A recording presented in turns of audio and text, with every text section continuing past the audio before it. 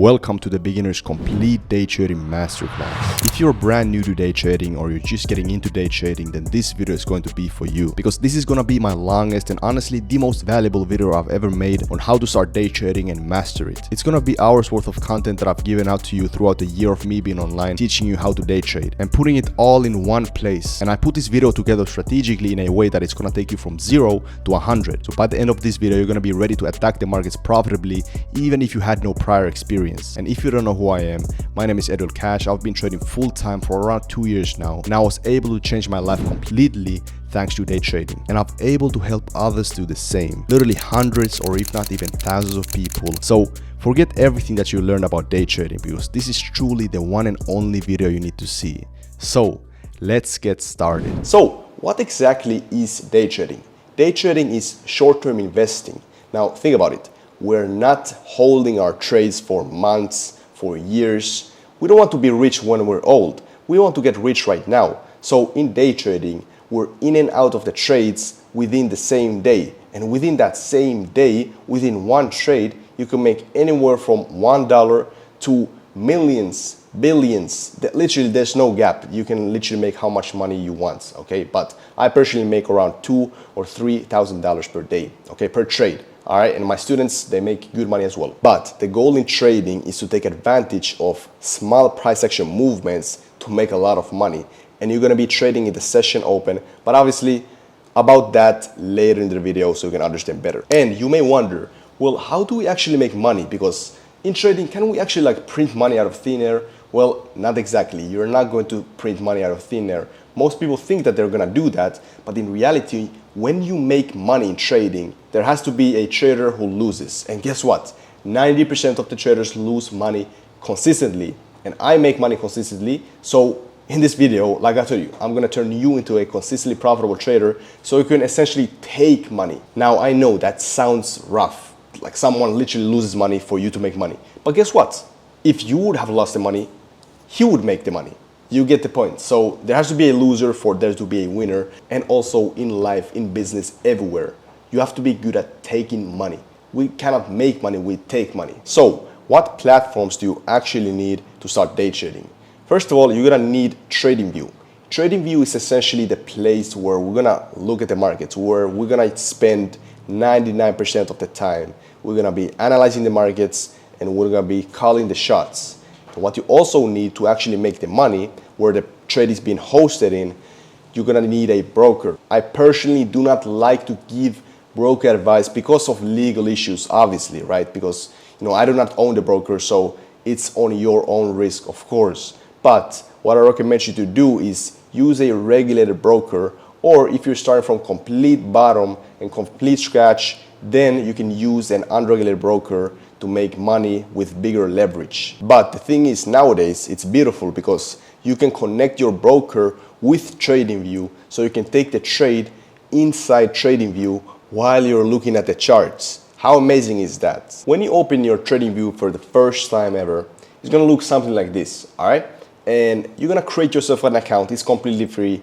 And the reason why I choose TradingView is just because it's what everybody uses. Literally millions of traders use this every single day. You can potentially see every single market in here, okay? That's why I use it, all right? And as you can see in TradingView, there's literally every single market. There's indices, stocks, crypto, futures, forex, etc., etc. And you may be a little bit confused about these markets and what should we trade. Well, what we're gonna focus on in this video, and what I personally focus on, what my students focus on, is indices, okay? And to be specific, S&P 500 and NAS 100, okay? And like I told you, we're not going to be investing long term. Like, you can invest in these pairs long term, like in every other pair, but we're going to be day trading these pairs. That's the difference. We're going to make a lot of money every single day trading these two pairs, S&P 500 and NASDAQ 100, okay? US stock indices. What you're going to do right here, you're going to search the S&P, SPX, okay, whatever. What you're going to do is launch the chart. You're gonna press this launch the chart button right here, and then you're gonna see the charts. Now, like I told you, this is the place that we're gonna be spending 99% of the time, okay? The brokers, etc., it is simple. That's where the freaking trade is just being held in, okay, hosted in. okay? And that's where we make the money. But in TradingView, we're gonna watch the charts, do our analysis, do the strategy, and that's how we know are we going to enter, are we going to buy or sell for today. And by the way, did you know that in trading we can buy and sell within the same day? Buying means we literally predict that the price is gonna go up, we're gonna make a lot of money if the price goes up accordingly, and selling means that if the price goes down as predicted, we're gonna make money, okay? That's the beauty about trading. We can short the markets, we can buy the markets, we can do whatever we want, all right? So essentially, now that we're in TradingView, you may be a little bit confused, okay? There's a bunch of buttons, there's a bunch of shit. As you can see on the left, there's a lot of buttons. We don't have to be using every single one of these. We're gonna be focused on these tools, maybe some drawing shit. What we're gonna do, we can draw some lines in here in the charts, do our analysis, and see exactly if those areas get taken out, etc. and etc. More of that in the video, obviously, with the strategy. But there's the tools you can literally draw in here. And also, above here, this is the pair, okay? This is your profile. And this right here is your time frames. So if we're currently in the 1 minute time frame, that means that in this pair, every 1 minute, a new candle appears and starts moving, and the previous one that closed, as you see right here, will turn into history. So all of these candles right here were moving, okay? And same stuff, 5 minute time frame, same theory, same stuff, but in the 5 minute time frame, etc., etc. And what we traders want to do is kind of see the overview in the higher time frames, kind of see the overview in the 15 minute, etc. And what I personally enter on is 1 minute time frame, and these higher time frames, we can kind of see the overview, the kind of bias, aka the movement. Are we bullish? Are we going up? Or are we bearish going down? So essentially that's what we do. And right here, as you saw, this is the candles that we're gonna be focused on. Candles, nothing else. And by the way, no indicators. Indicators, some people like them. I personally do not use them. You can use them if you want, but I personally do not, because they're not as real time as these Japanese candles. And I don't need no business with indicators. Like, I don't need them exactly. Like, I do not see any benefits to them. But if you want to, you can use them if you want. Now, in terms of the brokers, like I told you, you can choose your broker. There's a bunch of brokers in the world, but I recommend you to use a trusted broker. You should search online or ask ChatGPT or search some other videos of some trusted brokers, right? And then you're gonna use that. And then if it's a regulated broker, you can connect it to tradingview.com. If it's not regulated, you can just manually press the button in your phone or manually take the trade in your computer at the same time. It's no big deal, okay? It just takes a couple of seconds to press the button.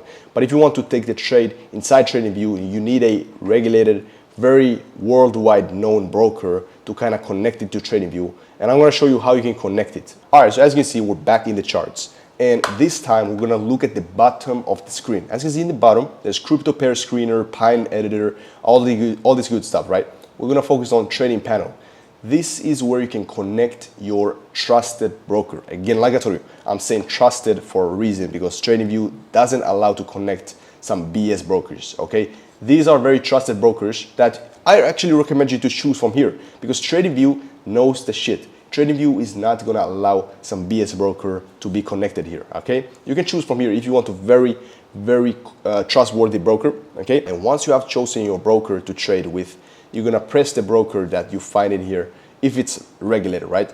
And let's say if we use Pepperstone, for example, you're gonna just press right here, connect, and it's gonna ask you for your credentials like password and username, etc. You're gonna place it right there. And also, what I recommend you to do is, first of all, you should connect your paper trading account, which is like simulated money.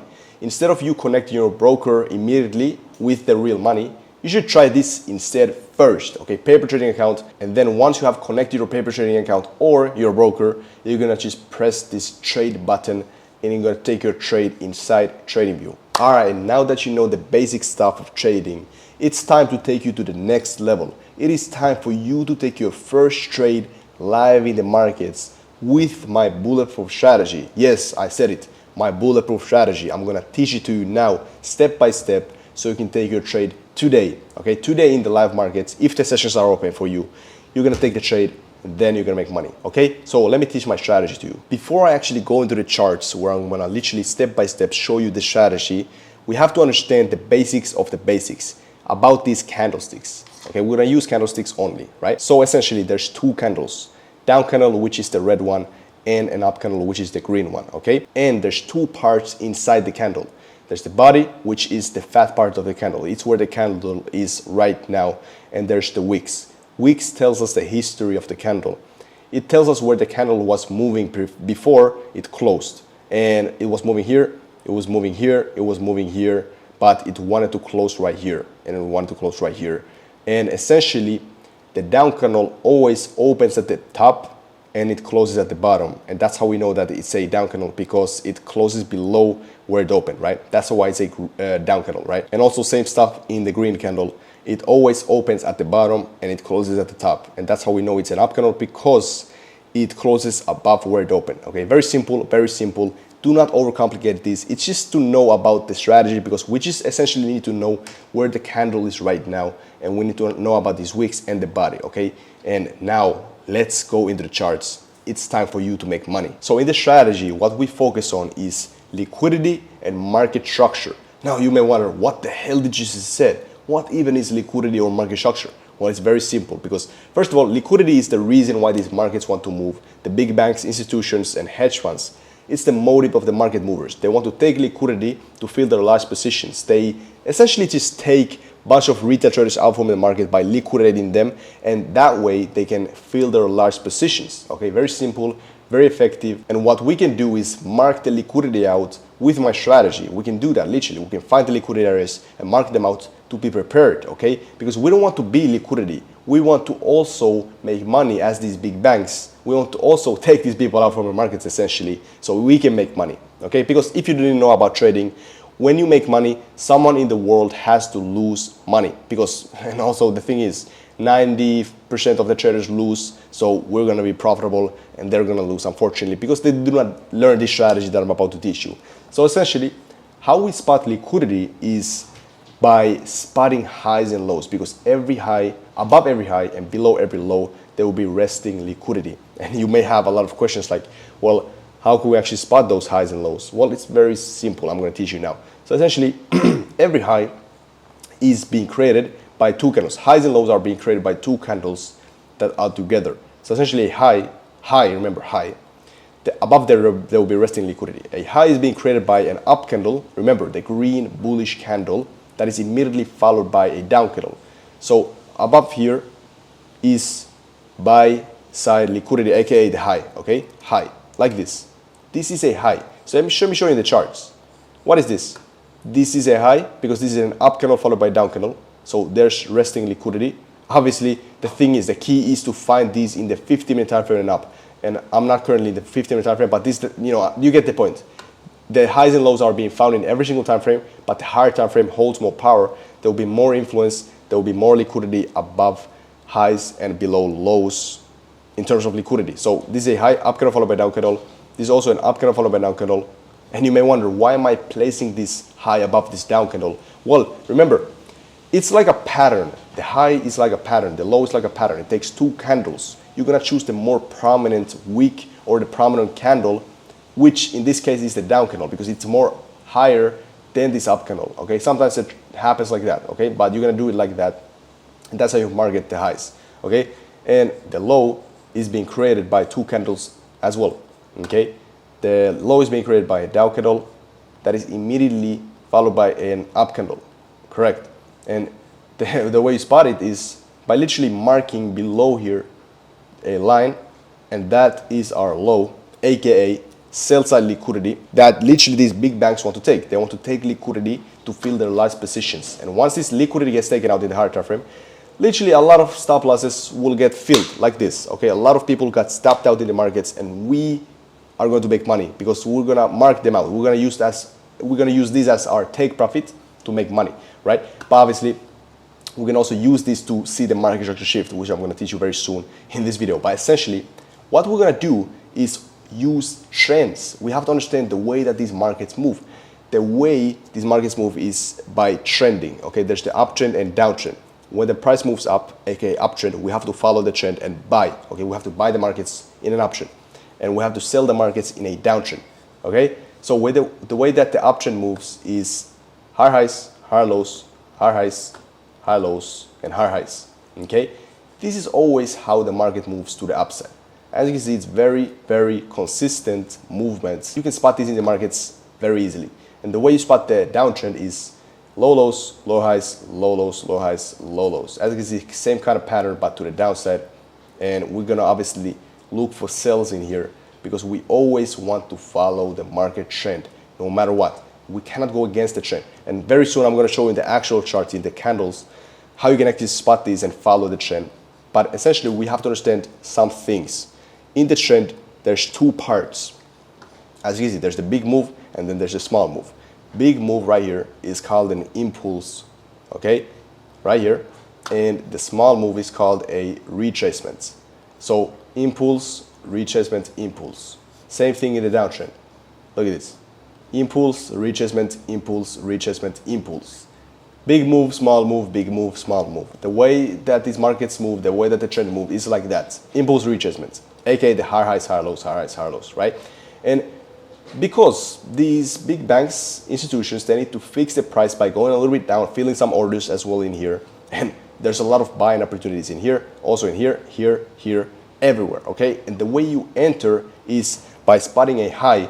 Again, how does the high appear? Impulse retracements, because it's essentially an up candle followed by down candle. But when we follow the trend, we can just use this.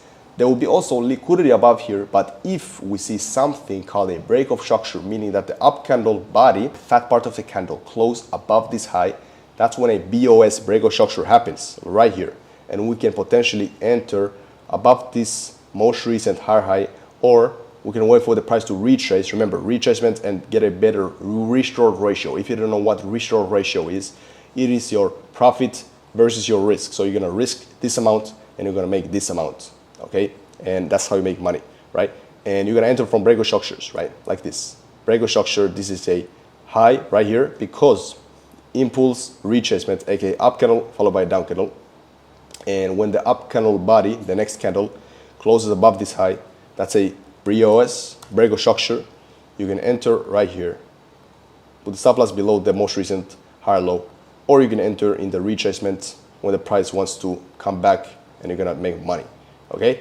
Very simple, effective. I'm gonna show you in the charts very soon how you can follow the trend. Now, in the downtrend, it's the same stuff. Impulse, retracement, that's when a low appears right here because literally it's an down candle followed by an up candle. Down candle followed by an up candle, that's a low, remember, right here. But if something called a break of structure happens, that's what we know that the trend continues down. That's the key, okay? And right here, we can see that this move, this impulse closes below the most recent low. So that's a break of structure because literally a down candle body, fat part of the candle closes up below the most recent low. That's a break of structure. You're going to be entering below this low. Put the stop loss above the most recent lower high, low, low, low high. You're going to follow, or you can wait for the retracement, enter right there. Simple as that. And pretty much when we're in a downtrend, obviously, we have to look for sales right here. Low lows, low highs, low lows, and target liquidity areas. So we're going to target lows in the higher time frame when we follow the trend, right? I personally follow the trend in the 1 minute time frame, meaning that I enter from the 1 minute time frame. Obviously, I have to see a little bit in the higher time frames. I'm going to show you very soon how to do that, but I'm going to enter in the 1 minute time frame, okay? If we're in an uptrend, we have to look for buys. Higher highs, higher lows, higher highs, higher lows, higher highs, right? Like this. When we're in an uptrend, we want to look for buys. Remember those break of structures. We're going to follow the trend. We're going to target these highs in the higher time frame. We're going to target highs in the higher time frame because this could potentially, which most likely will, if it's a higher time frame, it will reverse like this because the price needs to take liquidity. The big banks want to take liquidity to fill their large positions. Once they have done that, they will switch the trend and take more liquidity below, and then they will do that thing again and again. Okay, it's a business model for them. Okay, that's how they make money, and we can also make money by doing the same shit essentially. Okay, and in the charts, if I'm currently in the 1 minute time frame, just look at this. Quite frankly, what do we see right here? Okay, this is a little bit moving in the sideways, but if we move right here, we can see, what is this? This is quite frankly a nice option. Higher highs, higher lows, higher highs, higher lows, okay? And higher highs. What we want to do is buy in here, for sure. When we see this kind of shit, okay, we see an impulse retracement. Impulse retracement. Why? Because this is a down candle. And remember, this is a high in the 1 minute time frame. Obviously, it doesn't have much liquidity, so we can just potentially follow the trend. If we break structure, with the bullish up candle above this high. And again, you may wonder, why did I place this high above this down candle? Well, like I told you, high and a low takes two candles. You're going to choose the more prominent, so the more higher one in this case. And when we see a bullish up candle body close above that, we're going to buy the markets. There we go. Remember, what is a body of the candle? This is a body of the candle. The fat part of the candle is the body. When we see the body of the candle close above this high, that's a breakout structure. So we're going to enter right here immediately, and we're going to put the stop loss below the most recent higher low. Remember, higher highs, higher lows right there. And we're going to follow the trend, and we're also going to target the liquidity average that I just said that we're going to target. We're going to target this high right here. Let's go to the 1 minute time frame. Let's target this. So this is right now a 1 to 2.9 reach-off ratio, almost 1 to 3 reach-off ratio, meaning that I would almost 3x. I would make 3x the risk. So very nice, very good money. So if I would risk $100, I would make $300 if it hits the take profit. Or if I risk $100 and I lose the trade, I would lose $100. Okay, I hope you get the point, but there we go. That's how we follow the trend. So right here, as you can see, this is a downtrend. Low lows, low highs, low lows, low highs, low lows, low highs, low lows, low highs. What do we have to do is follow the downtrend. We have to sell the markets because most likely the odds are stacked to the downside. Like literally the price wants to go down. There's too many sellers in the market. So that's good. We need to sell the markets, follow the trend. Now remember this, impulse retracements. We're gonna place this line right here because this is a low, right? Down candle followed by an up candle. And when we see the down candle body close below the line, we can sell the markets. And now it happened. We can place our short position right here. Put the stop loss above the most recent low high. Remember, low lows, low highs. Put the stop loss right there. And I'm gonna target some 50-minute liquidity perhaps. I'm gonna target these lows right here, below here. Why? Because this is literally a down candle followed by an up candle in the 15-minute time frame, has a bunch of liquidity. So I'm gonna target that right there in the 15-minute time frame because it has liquidity, right? Remember, liquidity is something that could switch the trend. We don't want to take the risk and just go through it without targeting it, okay? Because the price could switch direction, okay? It's simple. So let's see what happens. Boom, boom. And always be ready that the price may take some time. This took like 30 minutes, 30, 40 minutes, but still very good money. And this trade would have generated me like 2-3K, okay, like this. And it's simple. The way I do is just follow the market trend. Like I just showed you, breakout structures, low lows, low highs, impulse, retracement, all that good stuff. And what we do is we target liquidity, practice with the strategy. This strategy is very beginner friendly, easy to use, and it happens often in the session open. The best part is it doesn't require a daily bias, meaning that you don't have to guess when the session opens. Are we going to, be bullish or bearish for the day? No, we have to go with the flow, and I'm going to explain very soon in the other slides how it works, etc. It's very simple, very simple. And the second thing is it works best in the session, in the market open. So the market opens at 9:30 a.m. Eastern Standard Time, and I use it around 30 to 90 minutes per day. 30 to 90 minutes per day, that's all you need to make the most money, okay? And obviously the best part also is that it's very simple and easy to use. The last trade that I took with it made me $2.9 thousand, so almost $3,000 profit in just one single trade. Like I said, it's very simple to use, and now it is actually time for you to learn it step by step. So in my strategy, there's two entry models, two ways you can enter in the markets. Don't worry, it's not going to be rocket science. It's very simple. You can understand very soon.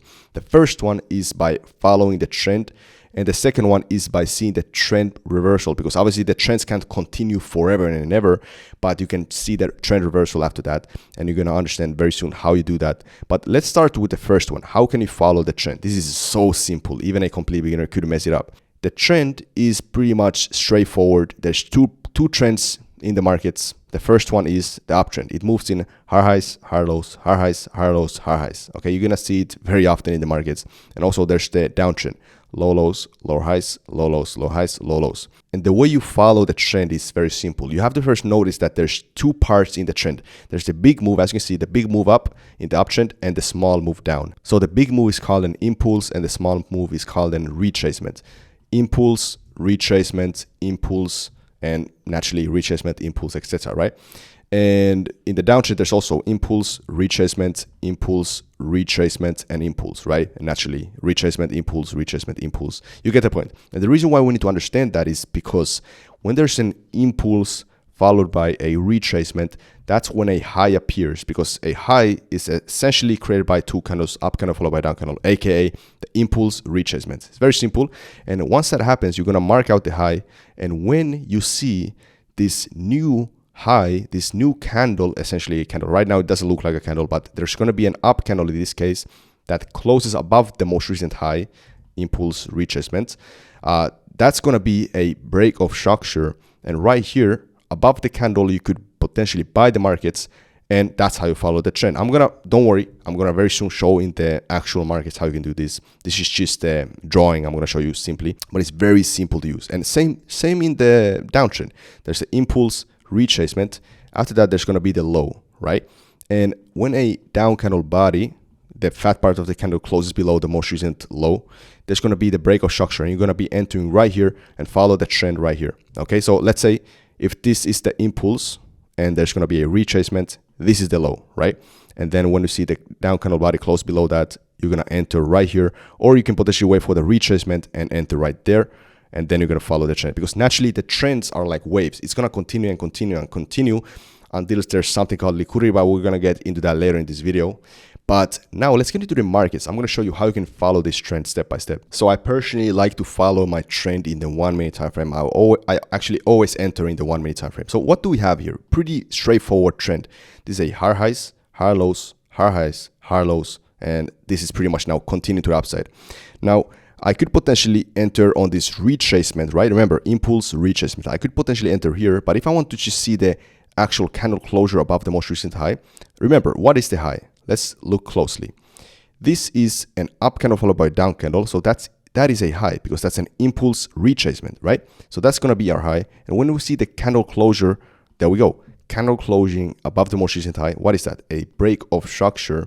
And I would enter right here, put the stop loss below what? An order block. Order block is the last down candle in the uptrend after a break of structure. So if this is the break of structure, this is the last down candle, as you can see. Stop loss below that, because these order blocks actually act as our shields in the trend. And I would enter right there, and I would target around 1 to 2 reach ratio for this example. And let's see what happens. There we go.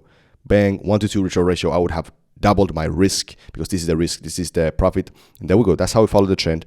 And as you can see, very simple, but let me show you in the downtrend as well. So as you can see, what do we have here? We actually have this very, very nice downtrend right here. We have previously moved very nice in a downtrend. So what do we have here?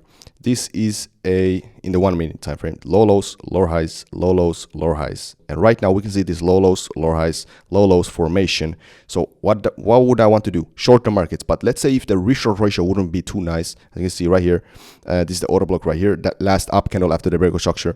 I would want the price to retrace maybe into these areas for a better risk-reward ratio. So let's wait for that. Doesn't want to do that. There we go. So I would enter right here, and I would target around 1 to 2 risk-reward ratio, follow the trend. There we go. And what happens? Low lows, low highs, low lows, low highs, low lows. Right. Beautiful. Obviously, you may wonder, well, does the trend continue forever? No. We have to target liquidity, because liquidity is something that can change the market direction like this. If liquidity gets swept, it can just completely switch the direction and go to the upside. So it's time to learn about liquidity. So if you don't know what liquidity is like liquid cash in the markets that these big banks, the market movers, want to take, so they can fill their large positions and then switch the market direction. So if this is the trend right now, we're moving in higher highs, higher lows, higher highs, higher lows, higher highs. And here is liquidity, and the price goes to that. It can just take that and then reverse the price, because the market movers are now happy. But obviously, you may not know how to spot liquidity. So let's do that quickly, and then I'm going to teach you more. So how do we actually spot liquidity in the markets? Well, liquidity is just highs and lows in the markets. But how do we spot highs and lows? Well, a high is being created by an up candle followed by a down candle. It's like a 2-candle sequence. And this is the high. Remember, it takes 2 candles to form, and a low takes 2 candles to form as well. A down candle followed by an up candle. It's a 2-candle sequence, and this is the low, right? Now, the key is, since obviously these lows and highs are being found in every single time frame, the key is to find them in higher time frame. I recommend you to find them in 50-minute time frame and up. That's what I personally do. 50-minute time frame and up. That's what I consider a good high as my liquidity, because it can most definitely switch the market direction. Let's get into the markets real quick. I'm going to show you how you can spot them. So I want to show you a great example of a liquidity sweep, because this is something that made the market go crazy. What is this? This is a down candle followed by an up candle. This is also a down candle followed by an up candle. So these are two lows in the monthly time frame. And this is something that most people consider a stock crash, right? Stock crash. If we go to the lower time frames, we can literally see, if we go to the replay mode, right? We can go to the 1 hour time frame, right? We can see that most people thought that this is a major stock crash, which kind of was a little bit. But in reality, if you knew, you knew. This was just a huge liquidity sweep. The market sometimes, I mean, not sometimes, every single day, all the time, they want to just move the market to take out orders that rests above or below liquidity, and then they can reverse the price. What happens straight after this? Look at this. What happens? If we go to this is the monthly time frame, it's kind of moving slowly, but it's going up. It's going up immediately. Why? Because orders got taken and now it's going up, right? Now, obviously, highs and lows both have liquidity, but the thing is, the key is to see the reaction. How do we know when will the liquidity actually get respected and actually then reverse the price? Well, that's when we need to see something called a market structure shift. Let me teach it to you. And that's where the second entry model comes in play, the trend reversal, MSS, market structure shift. Now, what you need for an MSS is obviously the liquidity sweep. And when you're able to catch the reversal move, you can make so much money, because it literally, you catch the top to the bottom. You know how much money you can make with that? I've made a ton of money with that. But obviously the catch is, how do we know which liquidity actually gets respected and cause the price to reverse? Well, what you need to see is obviously spot the liquidity in the higher time frame, 50-minute and up. So in this example, this is the 1 minute time frame. Okay, so this is the high, it got swept. We want to mark out the most recent low, and we want to see again those breakout structures. So this is a down candle body closing below the most recent low, breakout structure number 1, but that's not enough, because we need to see that complete market structure shift. We need to see a new, obviously retracement, and then a new low created, and then bang, another breakout structure, 2 breakout structures in a row. That's an MSS, market structure shift to the opposite direction. That's our chance to enter the markets and catch that huge reversal move, and bang, that's how we make money. But how do we actually do that in the real markets? Let me show you by backtesting real quick. So I want to show you a great example of a market structure shift. So I'm in the 50-minute time frame. Naturally, we always want to mark out all of the lows and highs in the higher time frame. So this is a low, this is a low, this is a low, etc. This is a beautiful downtrend. And what happens? This one low right here got swept. Now, obviously, I wouldn't be concerned yet, because it can just be a sweep, and then it can just be a low lows, low highs, a retracement, and then continue down. But the thing is, we always gotta be cautious. Let's go to the 1 minute time frame. So naturally, we want to be selling the markets. This is a beautiful downtrend. We just want to short the trend. Obviously, when the trend is moving, we want to follow the trend. This is a beautiful downtrend. We sell the markets, etc. And we're gonna target these lows as our take profit or stops to break even areas. And then what happens? This is the low that got swept. I'm now keeping a close eye. This would be my take profit, obviously. This is a beautiful trend. So what would I do after the liquidity? I'm in the 1 minute time frame. I'm going to mark out the most recent high. Remember, what is the high? Up candle followed by a down candle. Now, in this case, it doesn't have much liquidity, so we can just see the MSS, right? Because this is in the very lower time frame, right? So what do I want to see? I want to see that breakout structure number 1. There we go. Happens, right? The up candle body closes above the most recent high. So breakout structure number 1, but that's obviously not enough. What we need to see is the second one. This is now a higher high. We need to see the higher low, higher high. So let's see when that happens.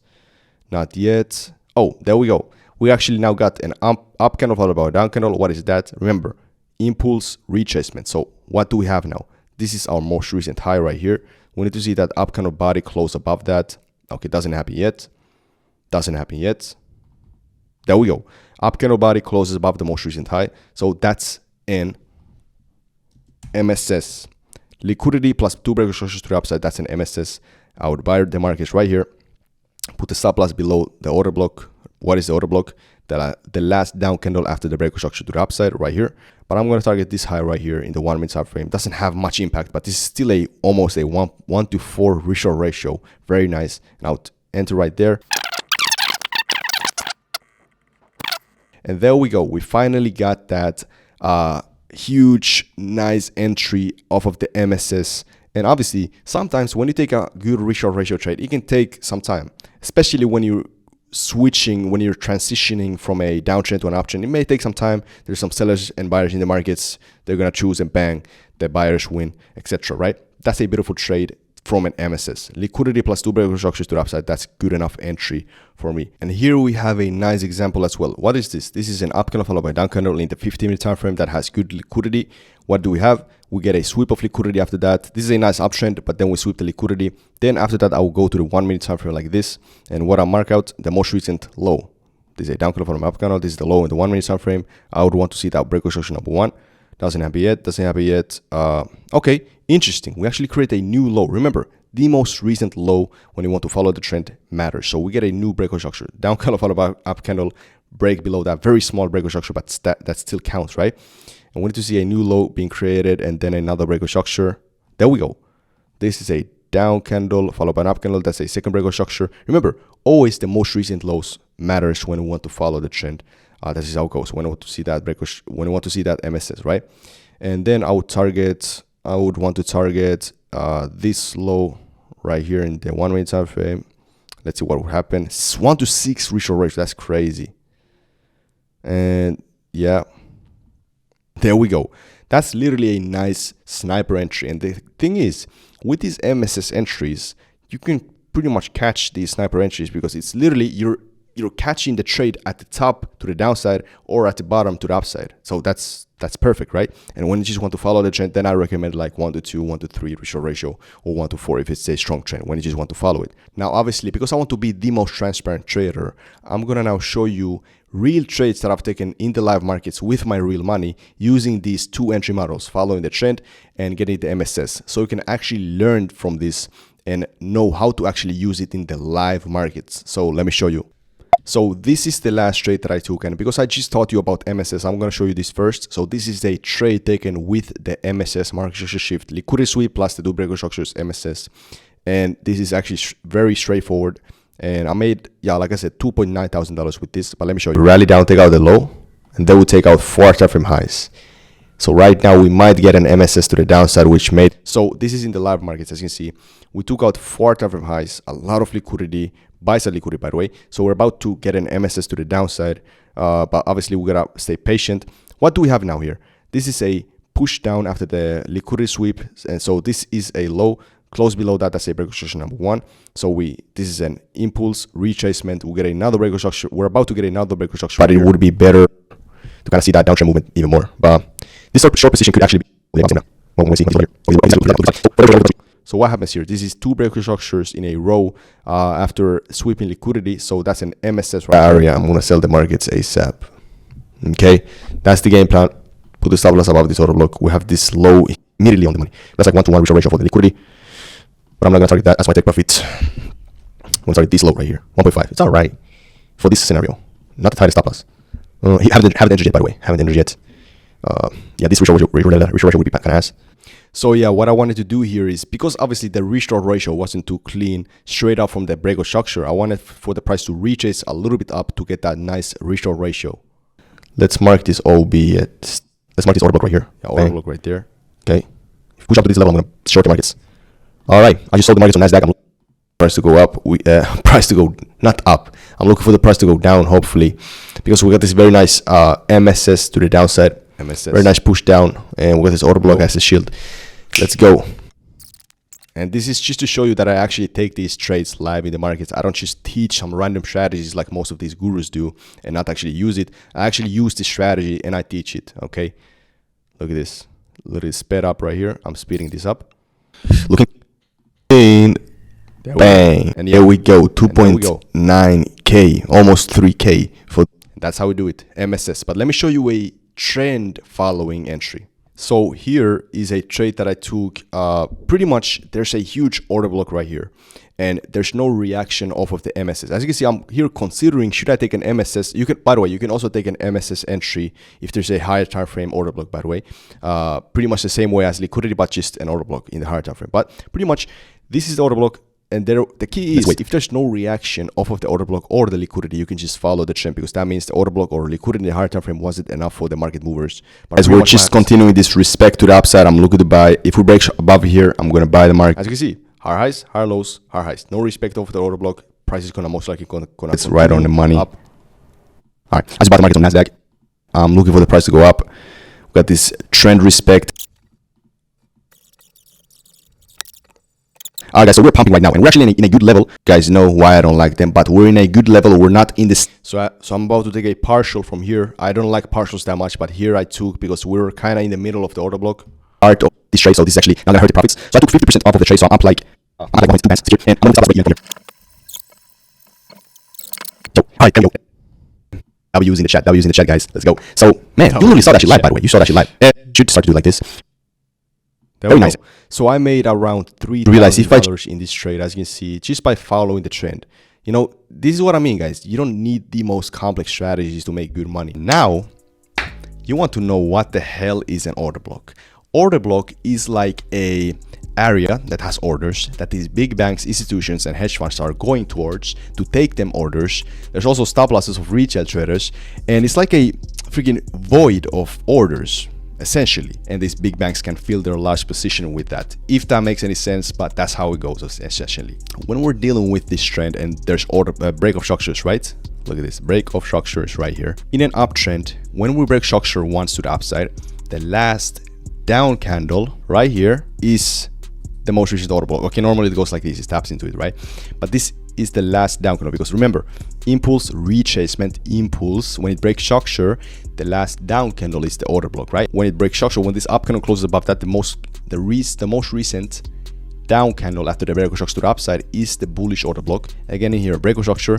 After the break of structure, after this confirms that it's a break of structure, after this up candle closes above that, the most recent down candle is the bullish order block. Okay, and now in downtrend, as you saw, in a downtrend, when we create the low lows, low highs, aka impulse retracement, impulse, when this down candle closes below and confirms that it's a break of structure, the most recent up candle after the break of structure to the downside is the bearish order block. And as you can see, it taps into that. I know it's a drawing, but still, here again, impulse retracement, impulse, when it breaks structure, the last up candle after the break of structure to the downside is the bearish order block. Right here is two.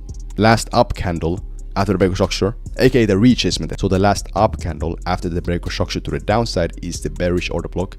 And naturally, at some point, the price will want to retrace to that, and you can see if it wants to give us the reaction. Essentially, these order blocks, when we're in a lower time frame and you just want to get a better risk-reward ratio or a better entry, you can wait for the price to tap into these order blocks in the lower time frames. But in a higher time frame, they have a lot of impact. They actually have a lot of orders that these big banks want to take.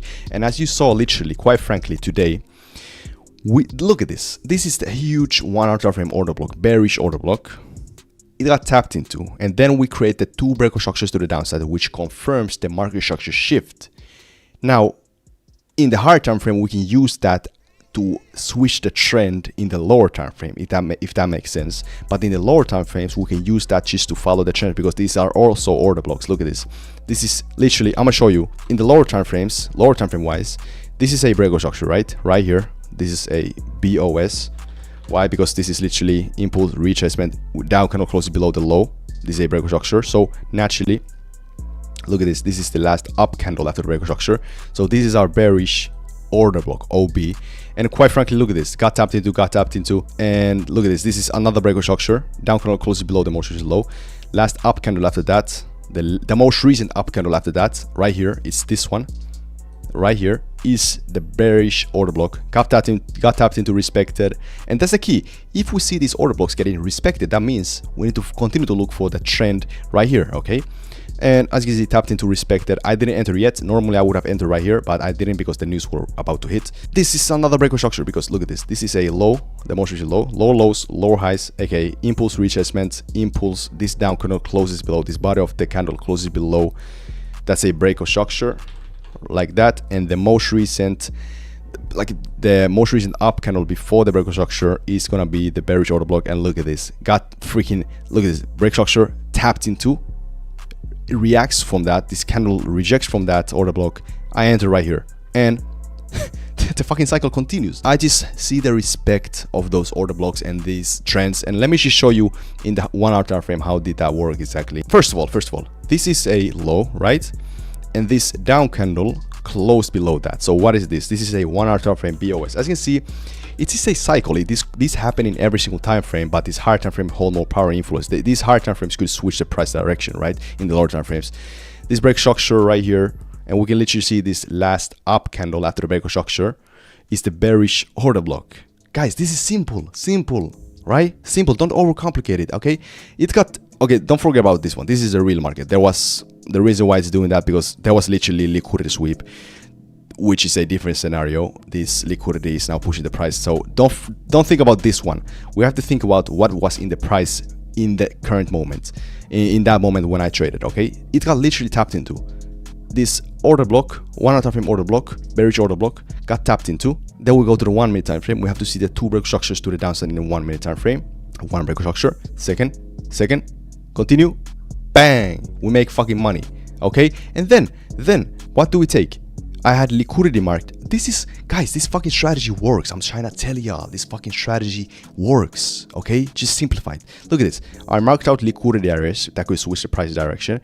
This is a goddamn, I think this is a 4 hour time frame low. Look at this. This is literally liquidity right here. As soon as it got fucking swept, the lowest liquidity, this starts to react to the upside. And what, guys, this is how we fucking make money. And I could have continued to trade, but I have a rule that I will only trade 30 to 60 minutes a day. Boom, I could have entered right here, put the stop loss below this freaking order block that we created, remember? Order block. And this fucking, guys, I could have fucking taken this trade right now, but I was teaching you instead. But instead, regardless, I don't even fucking trade at this time. I mean, I usually enter around 10:30 because there's more volume. But literally, I'm just trying to tell y'all, okay? You need to see something that can switch the price direction, whether it's order blocks, liquidity, and then you have to see the 2 break structures. If you do not see anything, if you just see constant trending, you're gonna follow the trend with the breaker structures, with the lower time frame order blocks. That's how you make money. I'm trying to tell y'all, okay? I'm trying to tell y'all. And I'm glad you listened because I have students who are making money. But I'm just saying that people are listening, and so I'm glad you listened because this fucking strategy works, okay? This strategy works, man. Regardless, step number 1. What are these so-called fair value gaps? Fair value gaps are price imbalances in the markets that these institutions, hedge funds, and big banks are using to manipulate the market and obviously enter from. And obviously, when do they appear? When we go into the markets, we have to seek for 3 candle sequence where the middle candle is the gap. It's an imbalance in the markets. This gap right here between the first and third candle wicks is the fair value gap, right? And what we want to see is this being created. We're gonna mark it out, and when we're in an uptrend, we want for the price to retrace to it, tap into it, and then see reaction to the upside, and then we can buy from here. Since let's say if this would be an uptrend, these fair value gaps tend to act like a magnet. The magnet, fair value gap, tends to pull the price right here, and once this gets tapped into, it will continue this uptrend and we're gonna look for buys. And these fair value gaps are most efficient in a market trend. But obviously you may wonder, like, what is a market trend? Well, let me teach you. A market trend is literally, quite frankly, the lifeblood of the market. It is how these markets are built, okay? There's the uptrend, downtrend, and obviously there's the consolidation. But consolidation is just sideways movement. When there's no volume, it moves like this, okay? This is consolidation. We don't want to see this. What we want to see is a downtrending price action. Here we have to look for sales.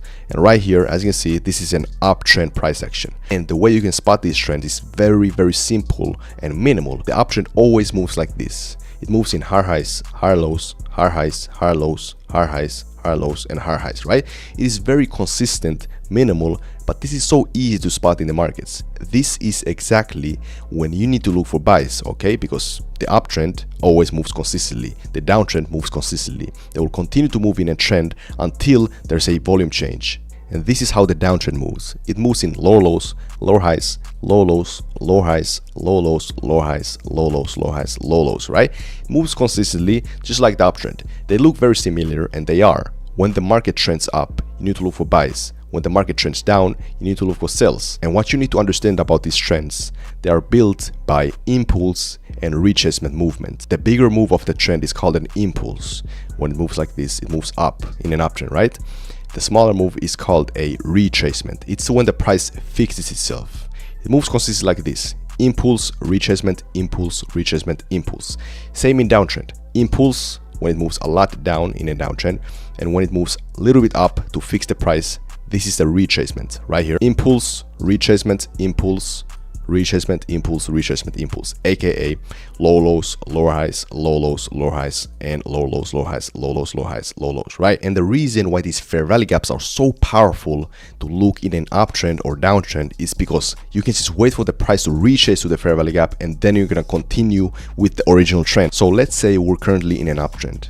How does the trend move in uptrend? It moves in higher highs, higher lows, higher highs. If it creates like a huge gap in the market, what we want to see is the third candle confirmation that it is a fair value gap. Remember, in a fair value gap, we need the 3 candle sequence. And let's say these are the wicks. This is the first candle's wick, and this is the third candle's wick. So what we need to mark is the middle part, FVJ, right? Want to see this getting tapped into now, since we're in an uptrend, like this. Tap into, since it also acts like a magnet in the trend, pulls the price. There's a lot of orders in here that these big banks, institutions, and hedge funds want to take out, and boom, once this gets out, a lot of people are entering shorts in here. They think that the price will switch its direction, aka that is called a manipulation by smart money. But what we want to see is a reaction off of the fair value gap to the upside, since we're currently in an uptrend. So a lot of retail traders, like, you know, this supply and demand, all these people probably shorted right here. So they are getting liquidated now because the market will continue up, most likely, if we see the reaction off of here, okay? And when we see the reaction, we can start looking for buys, right? Very simple, minimal, easy to use, and makes me a lot of money. But obviously, now you may be like, okay, this is a nice way to find these fair value gaps, but this doesn't tell a lot. How can we actually use these fair value gaps in the market? Well, let's do some back testing. Look at this uptrend right here. How does it move? Uptrend, higher highs, higher lows, higher highs, higher lows, higher highs, higher lows, higher highs, higher lows, higher highs, higher lows, higher highs. You get the point, okay? This is a very consistent movement to the upside. And right here in the markets, I can see a bunch of fair value gaps that got respected. Look at this. As you can see, this used to be a downtrend right here. It moved in lower lows, lower highs, low lows, lower highs, low lows. But then it broke structure right here, because this is an up candle that closed above this lower high, right? By the way, quick tip, this is exactly how you spot the market structure shift. So right now, this is an uptrend in this current time frame. Why? Because it created our higher highs closing above this lower high, right? So now we start to create our higher highs, higher lows. And if you look closely, a lot of the people probably got liquidated right here. A lot of the retail traders started to look for trends to the downside right here, thinking that the price will magically go down. But what it actually did, manipulated the price, taking out these 2 fair value gaps. As you can see, what is this? This is a 3 candle sequence right here. This is the first candle, up candle, second candle, third candle. As you can see, in middle here, there is a fair value gap, and since this is a 4-hour time frame, it has a lot of power and influence, right? And look at this as well in here. Took out this as well.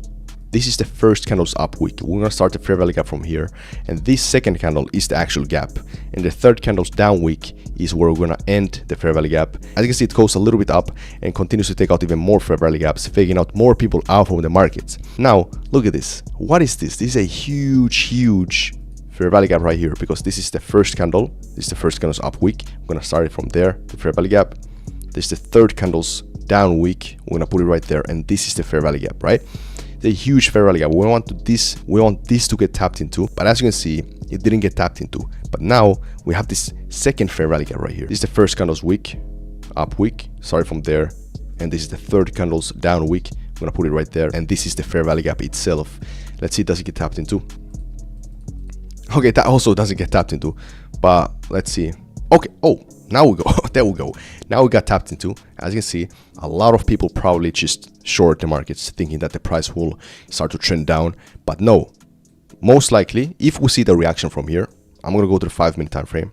What I want to see after 5-minute time frame always is something called a break of structure to the upside after a fair value gap gets tapped into. I'll go to the 5-minute time frame.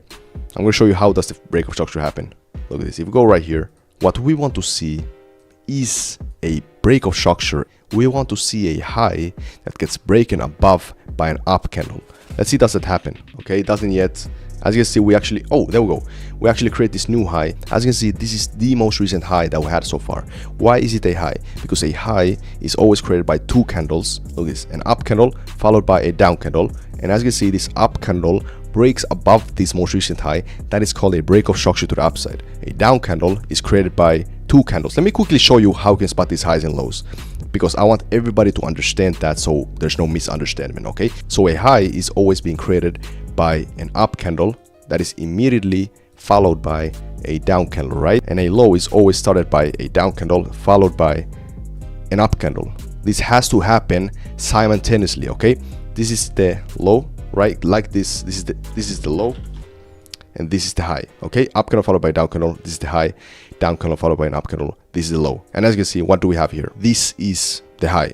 And when we want to see the break of structure, we want to see the most recent high. That's what has the power. This is already gone because, I mean, this is still a high, but this is not the most recent one. We want to see the most recent one getting broken above by an up candle, right? And now that it broke structure to the upside, we're officially bullish in this 5-minute time frame. Obviously, we're bullish in the higher time frames, 4-hour time frame, etc. That's why I'm looking for buys. But now we're officially bullish in this time frame because we broke above the high.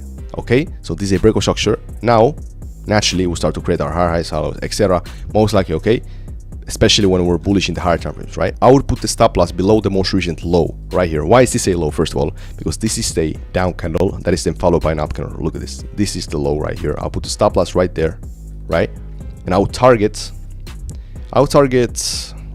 this one. See, these are some highs, but I'm gonna target this one since this is a strong option. Remember, we're in a very nice option in the 4-hour time frame, and these are areas getting respected. So I'm gonna buy right there. Let's see what happens. Okay, as you can see, taking some time, but it happens sometimes. But this is what I would have taken. This is a nice trade. As you can see, slowly making its way up, continuing the uptrend. Yeah, taking some time, but it happens, right? There we go. There we go. This is exactly what I want to see. We got the 4-hour time frame fair value gap getting tapped into, respected, and 5-minute break of structure to the upside. That's all you need, bro. That's all you need to follow the trend with a fair value gap. All right, look at this. We actually continue this option right here, and then we kind of switch the trend a little bit. Right now, this is a bearish trend. However, I just for fun wanted to see what would happen if this huge fair value gap that also could act like a magnet in the trend, I want to see, does it get respected? So in this scenario, since this is a huge fair value gap, this has a lot of orders that these big banks, institutions, and hedge funds want to take out. Now that this got taken out, in this scenario, in the real markets, I would go right here, since it's got tapped into, I would go to the 5-minute again, and then I would want to see the break of structure. Then I would enter. If it happens, I'm gonna take it. Want to see the most recent high. What is this? Now we just created our most recent high because this is an up candle followed by a down candle. So I want to see an up candle close above that.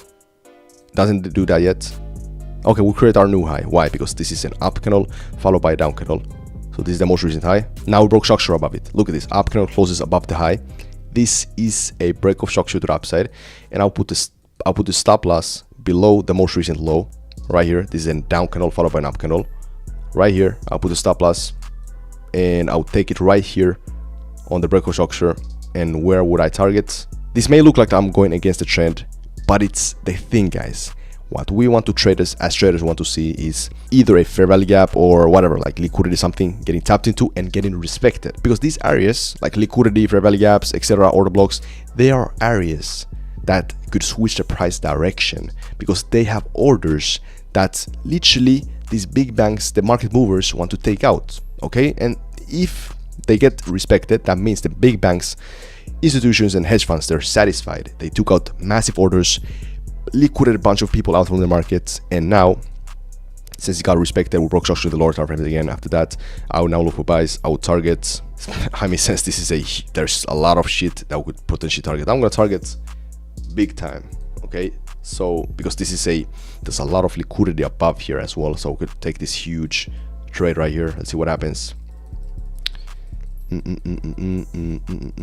this takes some time, but this is what I want to see as traders. We want to take the high quality trades that make us a lot of money. And there we go, big ass trade, 1-to-6 return ratio, 4-hour time frame fair value gap getting tapped into, respected. That's one to see. How do we know the respect? Because I mean, it got tapped into, immediately starts to go up. And how do we confirm that the trend will switch? We got the respect, we got the 5-minute break of structure, stop loss below this low, and targets big time since this is a trend switch. So what exactly is a top-down analysis? Well, as the name says, we have to go from top to bottom, right? So with time frames, we have to see the big picture in the higher time frame, aka the trend, the bias of the day, where's the price going, is it going up or down? And in the lower time frames, we have to be entering. It's like a big puzzle that we need to solve, so then we can take a trade and make a lot of money every single day. So let me show you what time frames do I focus on, what I recommend you to be focused on. So I'm gonna keep it simple. We're gonna be focused on daily, 4-hour time frame and 1-hour time frame to see the overall bias, to see the overall higher time frame perspective, so that we can then go to the lower time frames such as 30 minutes, 15 minutes, 1 minute, and also 5 minutes. But essentially, the time frame that I enter from is 1 minute time frame. I always enter my trades from 1 minute time frame, but that doesn't mean that's the only time frame that I use. Most traders fail because they just stuck in one single time frame. You cannot make money if you just master one time frame. You have to see the big picture first, and then you can implement that to the lower time frames and take a trade. Alright, so these are mainly the time frames that I focus on. Like I told you, these right here on the right, I tend to be focused on for the big picture, for the whole bias of the day, to actually see the big picture. And you're gonna understand more about later into this video why I watch these first and then move on to the lower time frames. Mainly I focus on the 1 minute time frame for the entry, and these I check the whole bias, and also I can check these for the bias. Right now, in order to understand exactly how to trade with these time frames, how to play with these time frames, we have to master the lifeblood of the market, which is the market trend.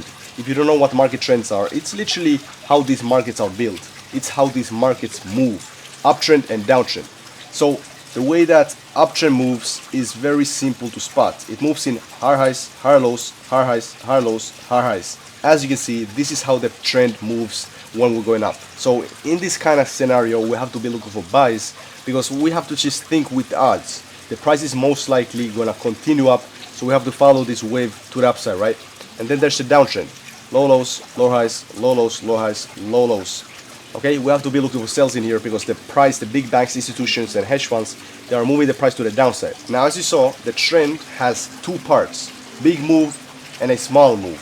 If this is a uptrend, the big move is obviously an impulse, and the small move is called a retracement. This is the retracement, impulse, retracement, impulse, right?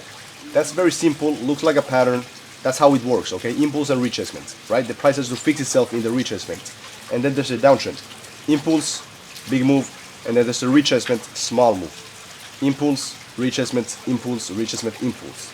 That's how it goes. And the reason why we have to understand about these impulses and retracements is because every single time that there's an impulse and a retracement, that's when a high appears, because essentially a high is being created when there's an up candle followed by a down candle. Now, why do we need to know what is a high? Because when a body of the up candle after that breaks above the most recent high, closes above the most recent high, which is this one, that's a break of structure, BOS to the upside. And why is it important? Because if this is a lower time frame, in the 1 minute time frame, we can essentially buy from here. We can buy the markets after the break of structure. Simple as that. However, now that we have to understand that, we look at the higher time frame as well. A break of structure indicates, are we bullish or bearish at that specific time frame. So if the last time it broke structure was to the upside, we are currently bullish in that specific time frame. Now, obviously, that may sound like rocket science, but don't worry, you're gonna understand very soon what do I mean. Because in the higher time frames, you have to see, is it bullish or bearish, and the lower time frames as well, etc, etc. But obviously, to the downside, a break of structure looks like this. When there's an impulse, retracement, impulse, that's a break of structure to the downside, because down candle followed by an up candle, that's when exactly a low appears. And when the down candle body after that closes below the most recent low, literally the body of the down candle, the fat part of the candle closes below that, that's a break of structure to the downside. And why is it important? Because that also tells us that we can enter from here if it's a lower time frame. Let's say this is a 1 minute time frame, break of structure, continuing with the trend, we can sell from here to the downside because it's a downtrend. And also a break of structure tells us, are we bullish or bearish in that specific time frame. So if the last time it broke structure was to the downside, it is bearish at that specific point. Alright, so let's say this would be our daily time frame, bullish uptrend. Higher highs, higher lows, higher highs, higher lows, higher highs, higher lows. You would guess that we have to look for buys. Well, almost, but not necessarily. We have to understand that we could actually be bearish on lower time frames, which most likely in this case we would, because as you can see, remember how the trend moves. This is the higher highs, higher lows, aka impulse, big move, and then there's the retracement, small move, impulse and retracements. So do you understand that this retracement in the daily time frame, just that mini retracement, could be a huge downtrend in the lower time frames, such as 1 minute time frame.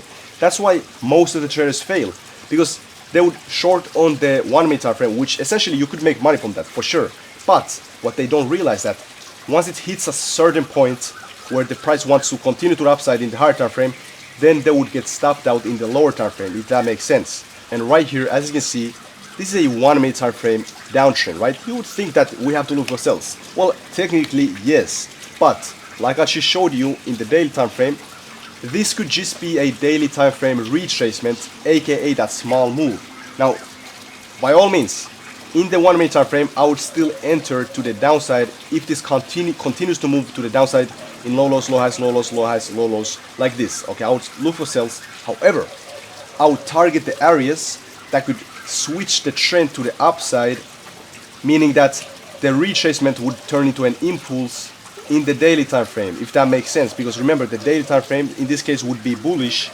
We have to be prepared that the price may then switch to the upside to the original trend. That may sound a little complex, but believe me, this is so simple. We just have to understand and master the market trend.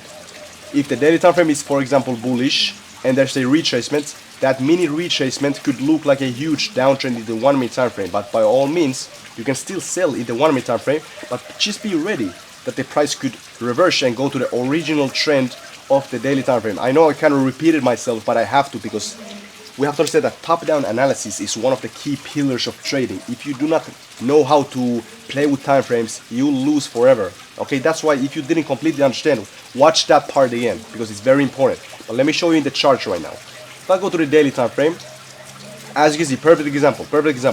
Daily time frame is very, very bullish. Okay, very, very bullish. All right, how is it moving? Higher highs, higher lows, higher highs, higher lows, higher highs. Now you would think that since the daily time frame is very bullish, as it is, as you can see, it's very, very nice bullish uptrend, you may think that, okay, we have to then look for buys because it's very bullish, but not necessarily, because look at this.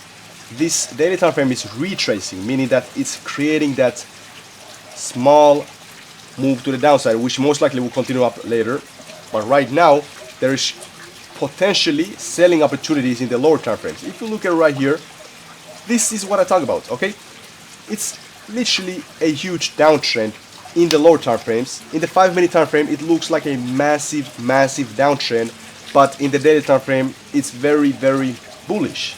Now, you can still, by all means, look for sales in here if it continues to respect this downtrend in the 5 minute time frame, in the 1 minute time frame. Look for sales, but be ready that the price may switch. That's why you should target some areas of liquidity, some areas of order blocks, fair value gaps. I have a bunch of videos on that. If you want to check them out in my channel, you can check it after this video. But this is very advanced stuff, okay? Top-down analysis, very important to understand. If you do not understand, you have to understand it, right? In this case, I would look for sales, okay? I would look for sales in this current time frame, unless there's I take my words back. We just literally took a 1 hour time frame low, which could be the turning point for this downtrend in the lower time frames to turn into an uptrend, aka the original trend, which was bullish in the daily time frame. This is very complex, I know, but it's not that complex. Once you understand it, you're set for life, right? So look at this. It is going down. Now this liquidity could be the last straw for the price to continue in the original trend of the uptrend. Okay, right? It's very simple, and the session is not open yet, but today I might look for buys. It will continue to respect this liquidity and start to trend up. So understand this, the big picture, the daily time frame, the 4 hour time frame, the 1 hour time frame, it tells us the big picture. It tells us the overall movement of the price, whether is it going up or down. All right, and the lower time frames such as 30 minutes, 50 minutes, 5 minutes, 1 minute tells us the confirmation. We can potentially enter from there, but I like to enter from 1 minute time frames to see that last straw. Now we have to understand that if the daily time frame is bullish and it is currently retracing, doing that small move, that small move could look like a huge downtrend, and it's most likely gonna then later continue up once it takes some lower time frame stuff like order blocks, liquidities as we just saw there, and then after that it is most likely going to respect the original trend, the higher time frame. Remember, these prices, they respect the higher time frame, and we have to be clever enough to put these pieces together to solve the puzzle. Okay, trading is nothing. Trading is just a puzzle. Okay, it's just a big ass puzzle that most people cannot just comprehend. They do not know how to put the pieces together, but with top-down analysis we can do that pretty much. And top-down analysis trading brought me the freedom. I mean, look at me, I'm just chilling in here. I'm not flexing, but I'm just here to show you that it's possible. The reason why you lose all of your trades is because you trade like a machine gun. Instead, you have to trade like a sniper. Imagine a sniper. They wait patiently for that perfect setup, and when they take the trade, they make so much money because their winners are huge in terms of risk-reward ratio, all right? And that's how we make money. And in this video, I'm gonna tell you exactly how I find my sniper entries in the markets to make consistent profits. This sniper entry strategy is easy to use, super beginner friendly, and also it doesn't require a bias, so even a 5-year-old could understand it and use it to make a lot of money every single day. So with that being said, enough talking, let's get into the video. Alright, so what is a sniper entry? A sniper entry is a highly precise entry in the markets that we use liquidity to take that perfect high risk-reward ratio trade setup, okay? With a high risk-reward ratio setup, we can risk very low amounts of money to make a lot of money. Imagine that. That's perfect for beginners and also experts, because imagine the best traders in the world, they take few trades, but when they take a trade, they are monsters, killers, because they are so huge. And the way we can take these trades is taking advantage of liquidity. Liquidity is essentially liquid cash in these markets that big banks, institutions, and hedge funds want to take, because once they sweep liquidity, they can fill their massive orders. Above and below liquidity, there's a lot of retail trader stop losses that will get filled at some point. That's why 97% of the retail traders lose money in the markets, because they become liquidity. We don't want to become liquidity. We can spot these liquidity areas in these markets by spotting highs and lows. I'm going to teach you very soon how can you spot it in the markets. And obviously what also makes a sniper entry is the big risk-reward ratio, your risk versus profit. When you take a sniper entry, you can risk $100 to make $3,000. Okay, so in order us to take a sniper entry, we have to spot liquidity. Where is liquidity? Liquidity rests above highs and below lows in higher time frames. So I would choose a 1 hour time frame or 4 hour time frame or daily time frame. Normally I would say 15-minute time frame and up, but when we want to catch that huge sniper entry, that's when we need to find the liquidity, the highs and lows in very high time frame. Let me show you an example that happened recently, a huge liquidity sweep that caused a massive market structure shift. So we literally went from a downtrend in the monthly time frame. Look at this. This is a monthly time frame liquidity sweep. As you can see, in the monthly time frame, we took a massive liquidity sweep that caused this market to go up instantly. Is this a coincidence? No. This is just how these markets operate. This was a liquidity sweep, 2 liquidity sweeps that caused the price to go up. Now, this move down was actually from tariffs news, but we have to understand, it actually went down for the big banks to fill their orders, and then they were just, okay, let's cancel the news, and now it went up. This is all a big game, guys. We have to understand. It's business. It's how it's how the world operates. Takes liquidity and then switches the trend direction. Here, right here, okay? Now, how can you spot the liquidity? Above highs and below lows. How can you spot the highs and lows? Well, a high is being created by 2 candles that are together. This right here is our high.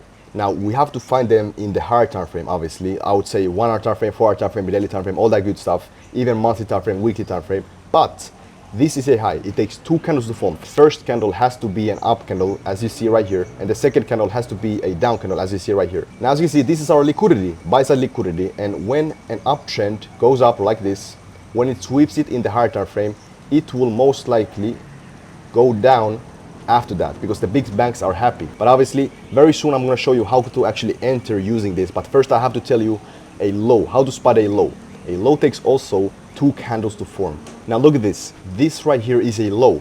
A low is sell side liquidity. It always appears by creating 2 candles. a down candle followed by an up candle immediately, okay? Below there will be low, okay? Liquidity, resting liquidity in the higher time frame that these big banks want to take. Now, what most of the time happens is when the price is in a downtrend, low lows, low highs, low lows, low highs, low lows, when there's a liquidity sweep, the price will most likely, usually if it's a higher time frame liquidity, it will then go to the upside. As we saw in the monthly time frame, there was a huge liquidity sweep and the dump was caused from the tariffs news, and once the liquidity got swept, it just went to the upside, okay? Billions and trillions of dollars were made that night, made by these hedge funds, institutions, all these freaking market movers. They made a bunch of money doing that. And also I made money from that move as well, because I saw that. I saw the liquidity sweep. I was prepared and I took the trade. I think I have it in my YouTube channel, but regardless, you saw that. But now I'm going to show you how to actually spot them in the markets, and then I'm going to show you how to see a market structure shift to actually make money. So regardless, let's actually go into the markets. Let's start from lows, okay? A low takes 2 candles to form, just like a high, but it's first of all, it starts with a down candle followed by an up candle. This right here is a low, right here, down candle right here, followed by an up candle. Look at this, let's look closely. Let's look closely. Look at this, down candle, followed by an up candle. You're gonna choose the more prominent wick as the low because it takes 2 candles. So even if it's a up candle, you're gonna choose that if it's lower than the actual down candle because it takes 2 candles, remember. And also, look at this. This is also a low right here. If you look closely, this is a down candle followed immediately by an up candle. So right there, there's a liquidity. And as you can see, this is also a low. This is also a low. And as you can see, this is liquidity, this is liquidity. What exactly happened here? This got swept, this got swept. What happened afterwards? The price went up. Is it a coincidence? No, not at all, because that's how these markets operate. Now what happened here? This is a down candle followed by an up candle. We're gonna put the low below here. What happened? Swept liquidity, went up afterwards, a little bit at least. And this is also a down candle followed by an up candle. There's a low, and also this is a low. All right, kind of messy chart right now, but still makes total sense if you look closely. Now, what we have to also understand that there's also highs, okay? The way you spot highs is very simple. This is an up candle followed by down candle. Remember, a high and a low takes 2 candles, so this is the high because it's an up candle followed by down candle. 2 candle sequence, all right? There's a high, and also, if you look closely, this is an up candle followed by down candle. That's a high.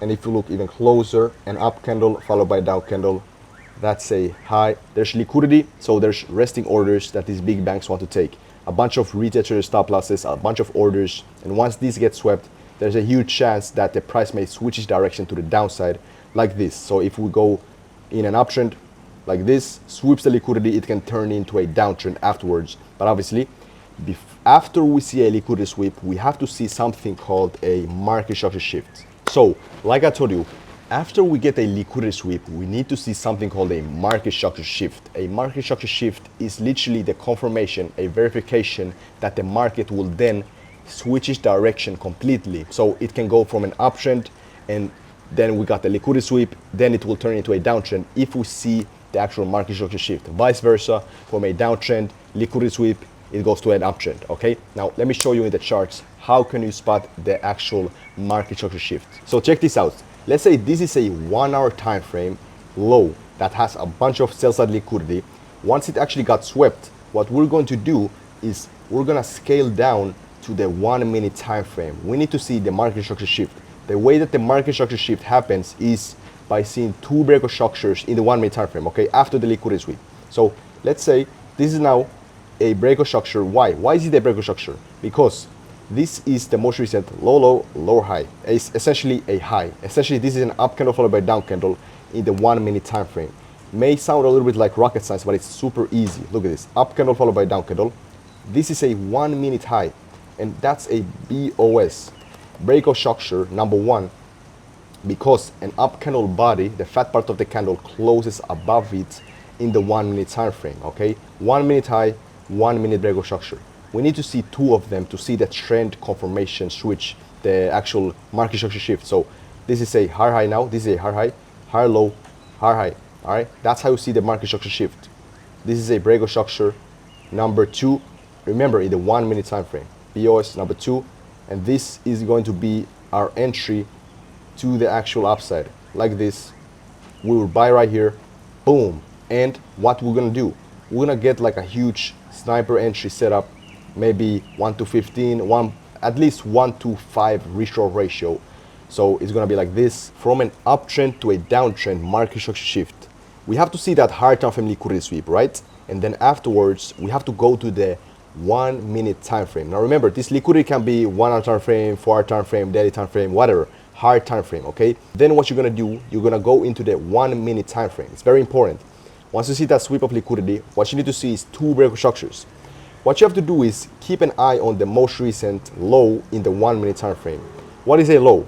Down candle followed by an up candle. Very easy. You have to see the most recent low. When you see that breakout structure, a down candle body closing below the most recent low, that's a breakout structure number 1. Okay, BOS number 1, breakout structure number 1. And after that, we need to see second one. This is a now low low, low high, low low. All right. Then after that, that's a breakout structure number 2. Then when you have 2 breakout structures, then you can enter right here on the money. And what you're gonna target as your take profit is more higher time frame liquidity, so lows. Okay. You're gonna get that nice reshort ratio, and boom, boom, easy as that. And where do you put your stop loss? Always above the most recent low high. So this right here in the 1 minute time frame, obviously, low lows, low highs, and you're gonna target higher time frame liquidity, because liquidity can then switch the trend from a downtrend to an uptrend. Okay.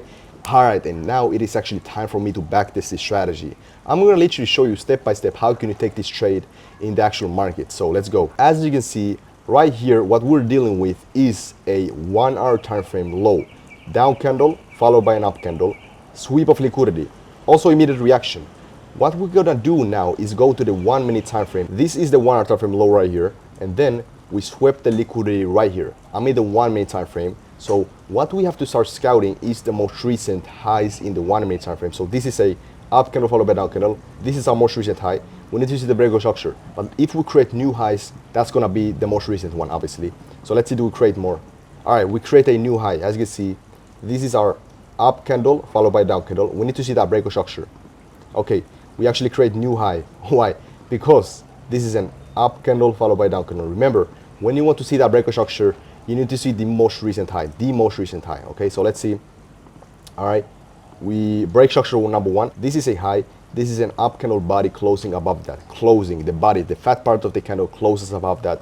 That's a BOS breakout structure number 1. All right, it's gonna be right there. And then we need to see a new high. So as you can see, this is the high number 2. All right, as you can see, if we look closely, we created a new high. Up candle followed by down candle. Remember, the most recent high always matters when we'll want to see that breakout structure. So we actually now broke structure number 2. Why did it break structure? Look closely. Let's look closely. This is a high right here, up candle followed by down candle.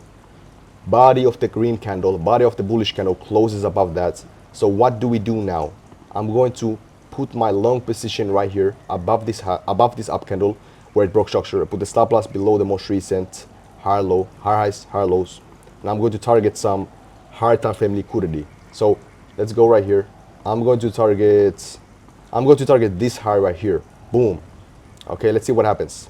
So this would be the trade. Now let's take this. Obviously, this is just an example. Obviously, remember that these sniper entries, they may take hours and hours. So be ready to wait some time and then you can make some money. So let's see what happens.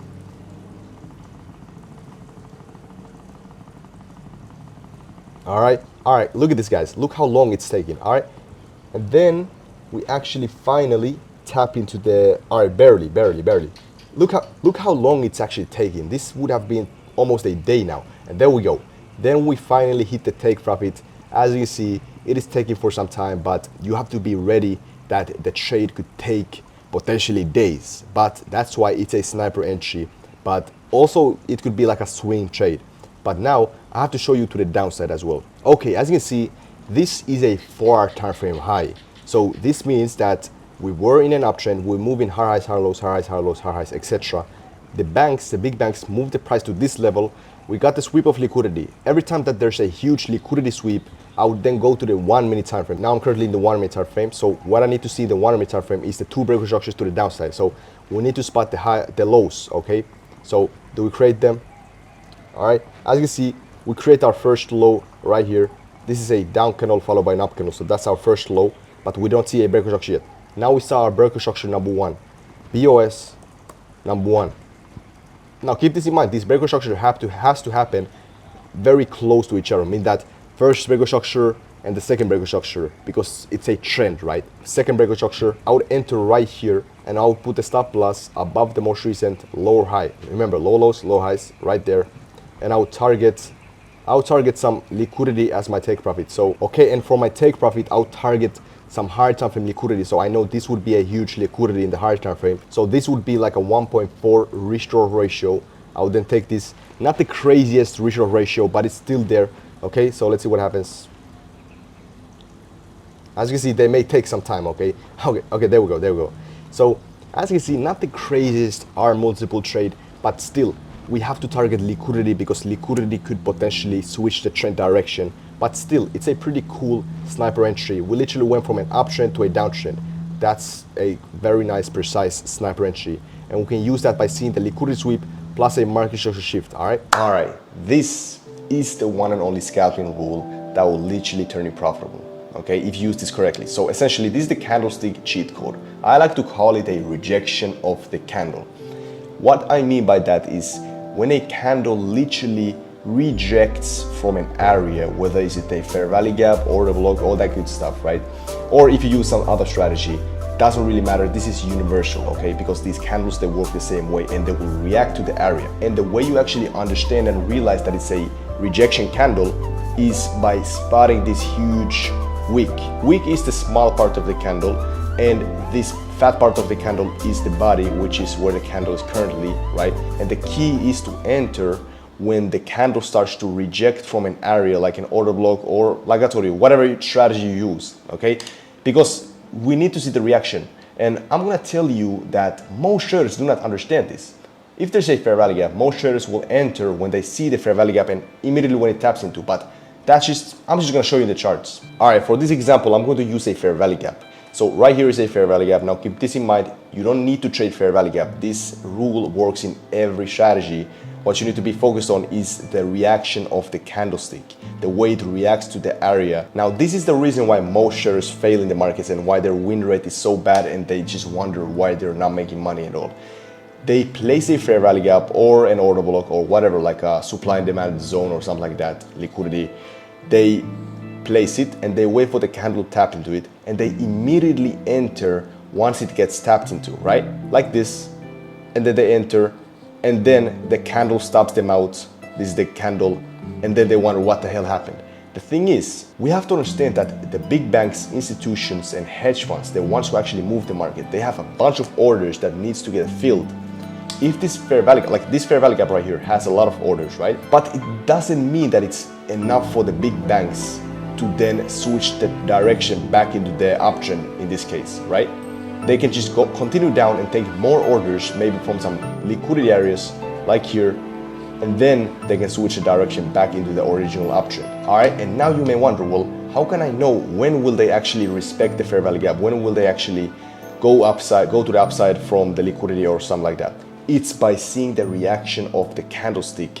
So if this now continues down, it obviously means it disrespected this fair value gap, disrespected this liquidity below, and continues down, right?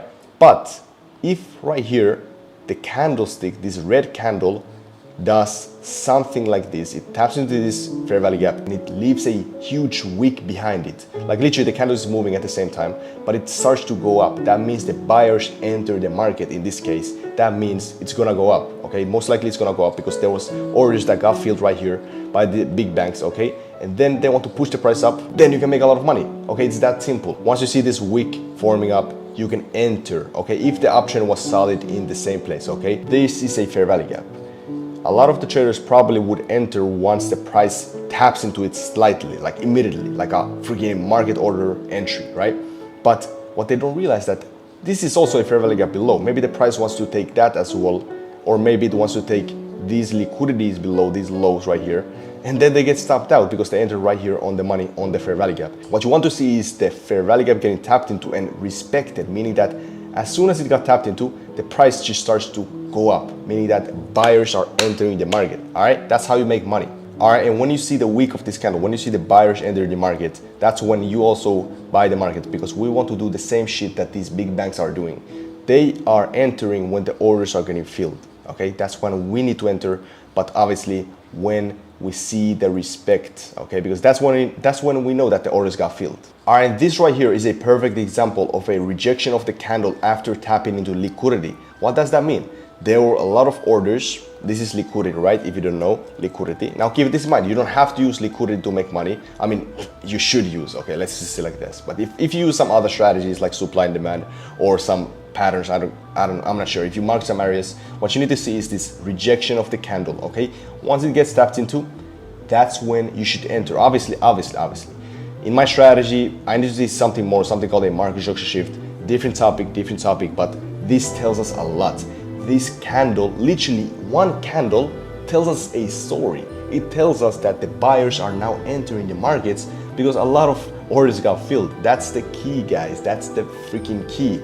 And especially when you want to follow the trend with a fair value gap, like I told you, when you see this push up, that's an indication that a lot of orders got filled. Big banks are happy, institutions are happy, hedge funds are happy, and that's when you can be happy because you can enter and make money with them. Do not go against the banks, okay?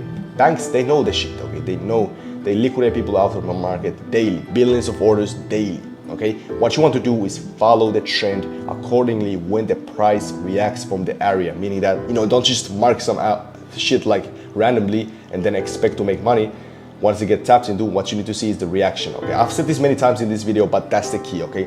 Rejection of the candlestick, make money by seeing that, okay? You mark an area, okay? Liquidity, fair value gap, or order block, or whatever, supply and demand shit, or some pattern areas. Once you see the candle tapping into that, you need to see the reaction of the candle, because that means the buyers or sellers are entering the market. Okay, that's when you need to follow the market trend. And I guarantee you that this simple rule will actually generate you more profits, will actually increase your win rate. I could potentially enter right here when it starts to reject, especially if it gets tapped into now and starts to reject, I will enter and make money. All right, and now what I recommend you to do is go into the live markets when the session opens and perhaps use a demo account first and practice this scalping rule. And once you're comfortable, start using with real money. Okay, obviously when you're comfortable, when you're confident and comfortable with that. All right, I just sold the markets on NASDAQ. This is a very nice setup right here. Very nice entry. 50-minute liquidity, 5-minute break. Then after that, 1-minute break, which I'll show you the downside.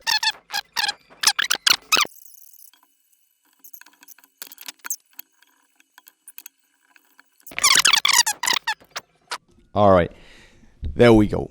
Finally, bro, 1.5 hours in this trade. It's finally over, bro. It's finally over. So yeah, man, crazy trade. Almost $4.7 thousand. But how did I do this? Very simple and straightforward. So pretty much when the session opened at 9:30 a.m. Eastern Standard Time, that's when I start to look for my trades. Immediately as the session opens, we took out a 50-minute high and immediate push down, which is an indication that there's a lot of volume coming to the downside. Sellers enter the markets, which is good indication that we need to sell. Here's the 5-minute break. As you can see, this is the low. We close below that. We retrace. We create this bump up, aka creating this low. So this is a new low. Broke structure once more in the 1-minute time frame. That's my entry. So as you saw, 4.7k profit live in the markets. But if you didn't understand much, don't worry, because now I'm going to show you the entire strategy step by step. In this video, I'm going to show you the entire strategy. I'm going to explain about highs and lows, 5-minute closures, more confluences obviously. I'm going to show you exactly where you should place your entries, stops, and targets. And obviously, I'm going to show you examples more later in this video so you can actually understand how to use this strategy step by step in the live markets. So here's the 3-step game plan on exactly how you can use this strategy. It all starts with the step number 1. As you can see, this is where we're going to mark out liquidity, aka those highs and lows in the higher time frame. And I like to mark out my highs in the 50-minute time frame and up. So we can go up to 4 time frame or even daily time frame if you really want to get that high quality liquidity. But obviously I'm going to explain more about it in this video on exactly what to do. And step number 2 is 5-minute time frame breakout structure. So this is going to show you that market structure shift after seeing the liquidity sweep, etc. And the last step is to see that 1-minute mini closure just to make sure that the trend is still there. So this is my market reversal entry model. It's very simple, beginner friendly, but I've been using this for a good time and I've mastered it, okay? So this allows us to get very high quality setups after a liquidity sweep to get that reversal move. By the way, if you don't know what liquidity sweep, I'm gonna explain you more very soon. But pretty much there's the liquidity. You're gonna mark it out in the higher time frames, and I'm gonna show you very soon how you can do that, like I said. And once the liquidity gets swept right here, you're gonna go to the 5-minute time frame, say 5-minute closure, and then you're gonna see a 1-minute closure after that to make sure that the trend is still valid. And there's your reversal entry. But obviously you may wonder, well, what the hell is this liquidity? Well, let me show you. So liquidity, aka these highs and lows, is something that these big banks, institutions, and hedge funds need to take. They need to sweep liquidity so that they can fill their large positions. And when liquidity gets swept in the markets, there's pretty much going to be a lot of stop losses being filled and people entering the markets, volume entering the markets, and pretty much that causes the price to reverse after that. But pretty much the way you spot these highs and lows is simple. The high is being created by an up candle that is immediately followed by a down candle. It's like a 2-candle sequence. And a low is, and by the way, here's the high. It rests above here. And a low is being created by a down candle followed by an up candle. And like I said, it's a 2-candle sequence.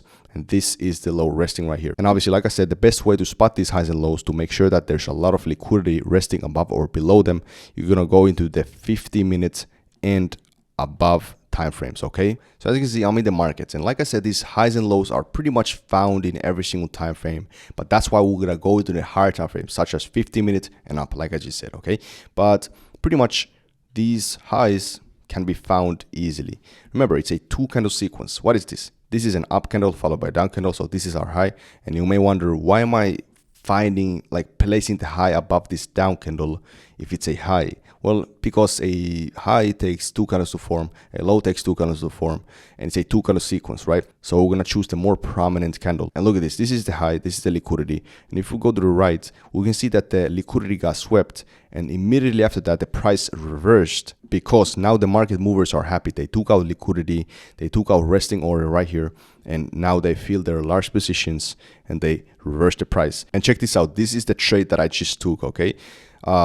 This is the high. This is an up candle followed by a down candle. What happens? Liquidity sweep, and then the price reversed, and I took the entry right here after seeing the market structure shift that you're about to learn very soon. This is a down candle followed by an up candle. This has resting liquidity. This is a down candle followed by an up candle. So this is the more lower wick this time. So that's the low. And what happens? Swept, price reverses, goes to the upside, at least momentarily. I mean, not momentarily, it goes entirely. That's crazy. And then after that, there's the highs being created, the liquidity being created, and then the price reverses. But if we look even closer, there was also a liquidity sweep right here. Look at this. This is a high right here, swept, reversed, created new liquidity, swept, and reversed. And obviously, this is also a high right here, swept this as well, reversed. Okay, simple as that. But here's the catch. Most people actually know how to spot liquidity. As you can see, this is high, has liquidity. This is low, has liquidity. But it didn't completely reverse the price immediately. Why? Well, because most people do not know how to actually see that market structure shift in the lower time frames. The market structure shift tells us, is the market actually going to reverse? So obviously now I'm going to show you exactly how you can find the market structure shift step by step. So now that we know exactly how to find liquidity in the markets, after a liquidity sweep, we're going to go into the 5-minute time frame and we're going to find the trend that was there. Okay, so if this is the uptrend, okay, this is the uptrend. It moves in higher highs, higher lows, higher highs, higher lows, higher highs, sweep of liquidity. Then after that, we need to mark out the most recent low. So when a body, the down candle body, closes below the most recent low after sweeping liquidity in the higher time frame, that's a 5-minute breakout structure to the downside. That's pretty much telling us that there's a lot of selling pressure right now. The market has flipped, but that's not enough. So in the 1-minute time frame, we need to see that last 1-minute breakout structure. This is the last step to actually confirm the entry. So let me show you exactly how we can do that. So as you can see, I'm in the 1 hour time frame. This is a down candle followed by an up candle, down candle followed by an up candle. So there's 2 lows. And what happens? This actually got swept. And then immediately we got this candle wick forming up, meaning that there's a lot of buyers entering the markets. That's also an indication, but that's not enough on it, obviously. But after that, I will go to the 5-minute time frame. After the sweeps, I will go to the 5-minute time frame like this. So hold on, let me go to replay mode. I'm gonna go to the 5-minute time frame, swept, and pretty much what we're gonna do, we're gonna mark out the most recent high in the 5-minute time frame. Remember, these highs and lows, they appear in every single time frame in the lower time frame, so we can actually use that to follow the trend. So this is an up candle followed by a down candle. This is the most recent high. We need to see an up candle body, the fat part of the candle close above it. There we go. That confirms that now there's a lot of buyers in the markets. There's a lot of buying pressure, and the price has flipped to the upside. Now we're bullish in the 5-minute time frame because we actually break structure to the upside. So now all we gotta see is one more break or structure break above the most recent high in the 1-minute time frame, because just to confirm that the trend is still going into the same direction, to confirm that entry. We finally got a 1-minute high right here, and if now the fat part of the candle, the bullish candle, closes above this high, we're going to buy the markets. There we go. So this is our entry position. I would enter right there, put the stop loss actually below this most recent down candle. Why? Because that's actually a order block right there that I use as my shield in the entry. And I'm gonna target some highs. I'm gonna target these highs right here. I'm gonna target these highs. So that would be a nice 1.7 risk-reward ratio. And I will take the trade like this. Bang. And that's actually quite perfect. Look, immediately as we take out the highs, we start to reverse the price a little bit. So that's a perfect entry. Beautiful. That's beautiful. Okay. So I want to show you this example. This is, what is this? This is an up candle followed by down candle. So this is a high. I'm going to mark it down nicely. And this is an up candle followed by down candle. This is also a high. But the difference is most people probably try to short the markets right here. But if you look closely, if you go to the 5-minute time frame, there is no 5-minute.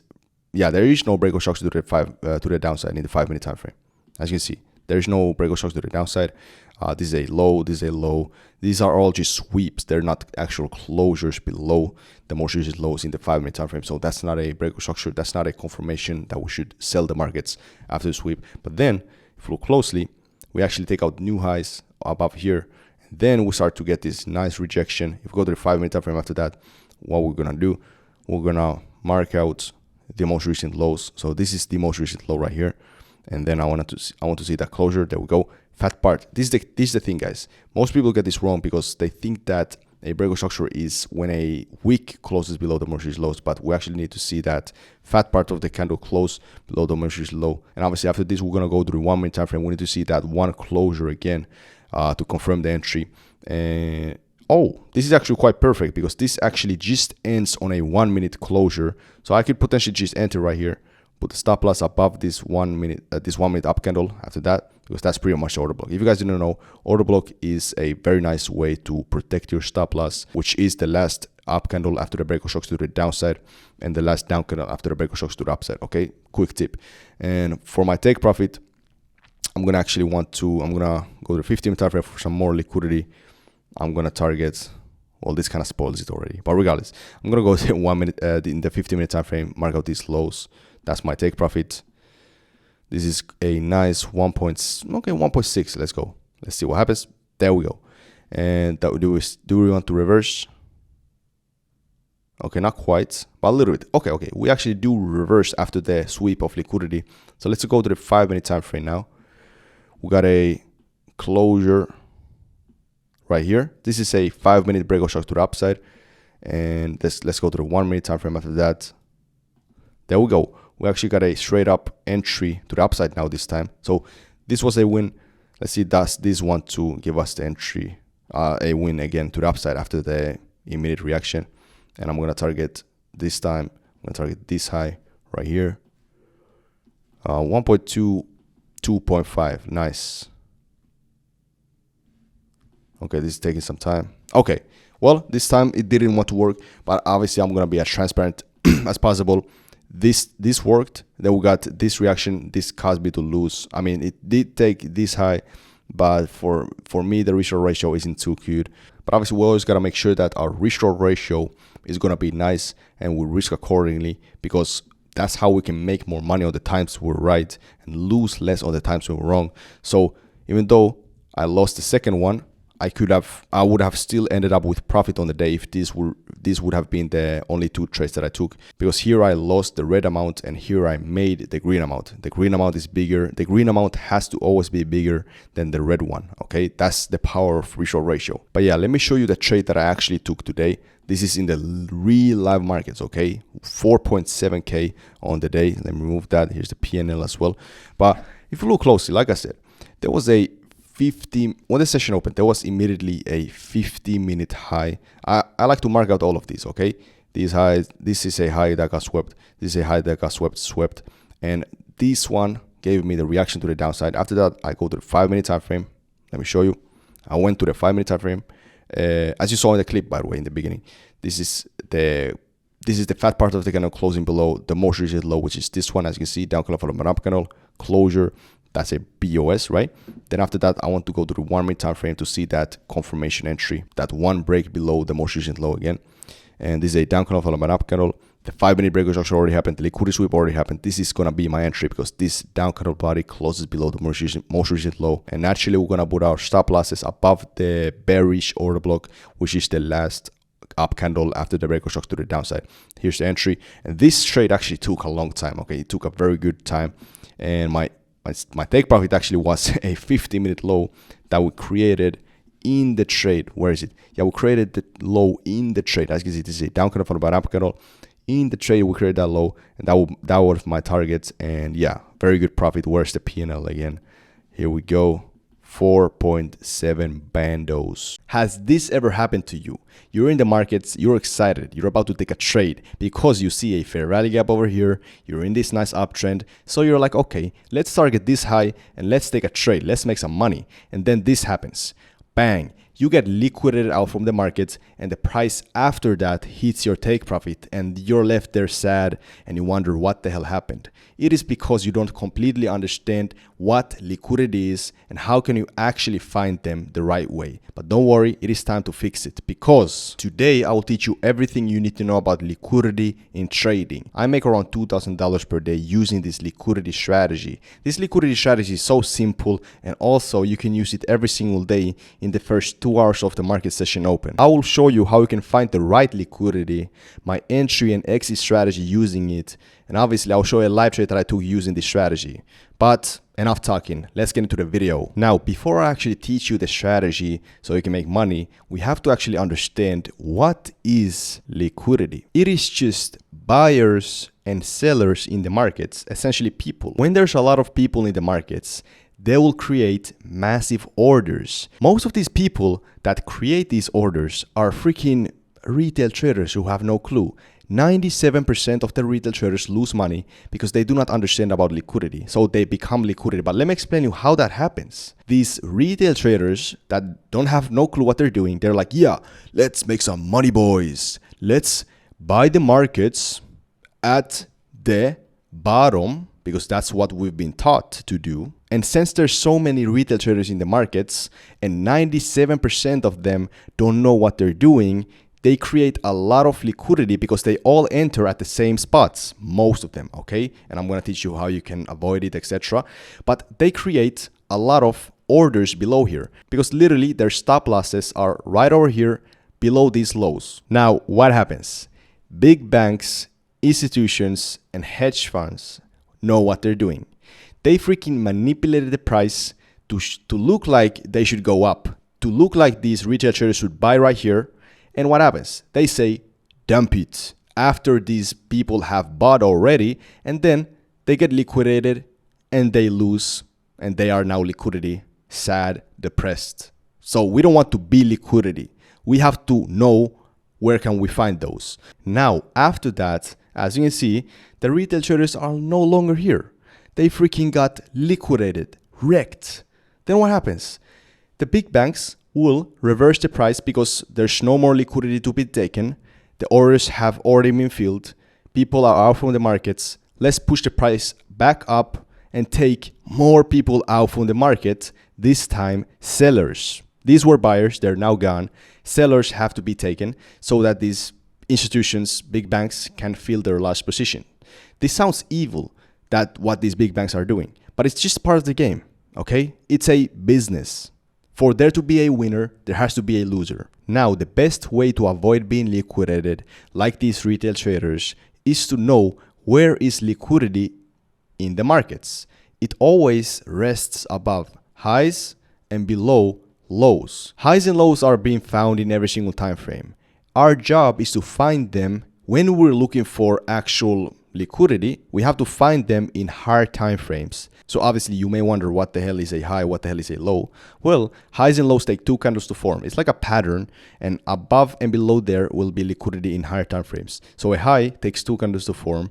It takes an up candle followed immediately by a down candle. That is a high. It rests above here, and you're gonna choose the more prominent wick or candle. That's where the high will be, because there's 2 candles, you're going to choose the more prominent one. And a low takes 2 candles to form as well.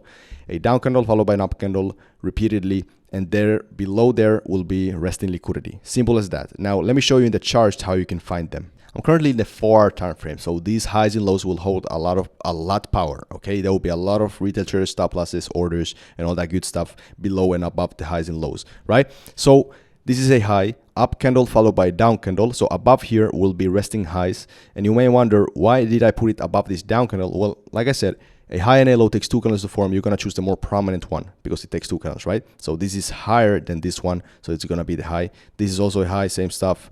And this is a low because this is a down candle followed by an up candle. This is a low right here. It has liquidity. This is a down candle followed by an up candle. And as you can see previously, there were a lot of stop losses and orders, a lot of fear. What happened? The price went down, swept it, and then now continues up. This is also a high right here. What happened? Swept it, went a little bit down, and in the lower time frame there probably was more liquidity here. But this right here, you may wonder, this is a high. What happened here? Well, this is not a sweep. This is a closure above it. This is a candle closure above it, not a sweep. And I'm about to show you exactly what you need to see after a sweep of liquidity to know that the price is going to reverse, and then you can make money. See, because a lot of people know about liquidity, but they don't know how to act after it gets swept. They actually also can become liquidity while knowing what liquidity is, but they don't know what an MSS is, market structure shift. So let me show you exactly how did I capitalize $2,000 using this exact strategy, the MSS strategy. And this way you'll know how to actually take the trade and know when will the liquidity be valid to then reverse. So as you can see, this is on my YouTube channel. You can go check this video afterwards on my channel. I don't hide anything, but making $2,000 live trading, my entry model revealed, the MSS. And the reason why I'm showing you this is because I actually practice what I preach. There's a lot of BS in the industry that just people just teaching some BS strategies that they don't actually use. I actually use this strategy every single day. And by the way, here's how the trade went. I took this live in the markets, as you can see. There and bang, $2,000. So this is how the strategy works. You're gonna trade it in the session open. So I trade it at 9:30 a.m. Eastern Standard Time, usually maximum 90 minutes per day because there will be the most volume, and the volume is very important. I'm gonna show you very soon why. But when the session opens, I'll seek out those liquidity areas, those highs and lows. Typically there will be an uptrend in this case, okay? Since there's a buy side liquidity, there will be an uptrend. A lot of people just got stopped out from the market, swept liquidity. Now the key is how the price reacts off of the liquidity. Sometimes the price may just continue because there will be more liquidity above there that the big banks want to take. But if the price reacts like this, it goes down immediately. You're gonna go into the 1 minute time frame, by the way, after this. If you see first break of structure, a break of structure is when a down candle closes, a down candle body closes below the most recent low. That's a break of structure number 1. And also when it starts to create this trend movement, this is a low lows, lower highs, low lows. This is now 2 break of structures in a row after taking liquidity. This is now a downtrend in the 1 minute time frame. So it's time to sell the markets on the second break of structure because we see this trend movement, right? So we're gonna sell the markets and usually typically target more liquidity from below, sell side liquidity. And this is how we do it. And let me show you how I did in the markets. Session opened, a lot of the people sold the markets right here, leaving this high right here. So sellers stop losses. Price goes down, and then price magically comes back again, sweeping the high that it just created. A lot of the people just got stopped out. Now, I see this opportunity. I go through a 1 minute time frame to see what kind of reaction will it actually give from that sweep of liquidity. If we see those 2 break structures in a row, aka that's that low lows, low highs, low lows movement, then I'm gonna sell the markets because that's liquidity at the end of the day. Even it's not that hard time frame, we're in the session open. If there is the reaction, that is amazing because that means it had enough orders for the price to care about it to go down. First Prego structure, because this is a low as well. This is a down candle followed by an up candle in the very low time frames. Down candle body closure below that. So that's a Prego structure number one. Then goes up. This is a low lows, lower highs. This is now a new low right here because this is a down candle followed by an up candle right here. So what I'm going to do, I'm going to mark that out and look at this. Break structure the second time. Not that beautiful of a Prego structure number, like not that beautiful two Prego structures, but that's enough for me to enter because we have this huge selling pressure from the liquidity, aka that's an MSS. When a liquidity sweep happens plus a two Prego structures in a row, that's an MSS. So I'm going to sell the markets right here. And if I remember correctly, I targeted like 1-to-2 result ratio, and that resulted me in $2,000 profit. Simple like that. MSS, liquidity sweep. Bunch of people are sad over here because they got liquidated. I'm happy because I made money. Unfortunate for them, but that's brutal, okay? That's why you need to know about liquidity. I just found the fastest way to become profitable in trading. And in this video, I'm gonna reveal you the step-by-step plan to become profitable fast. This would have saved me years, but you know, I had to lose for 2 years before because I didn't know about this. But now I've been consistently profitable for about 2 years making money in these markets. Most traders will lose years in these markets because they don't find the right mentor, they don't have a right strategy, and they overcomplicate everything. And I don't want you to go through that. I want to see you win. So enough talking. I'm gonna reveal you everything in just 3 simple steps. Let's go. The first step is to always focus on the market trends. And there's only 3 trends you need to master.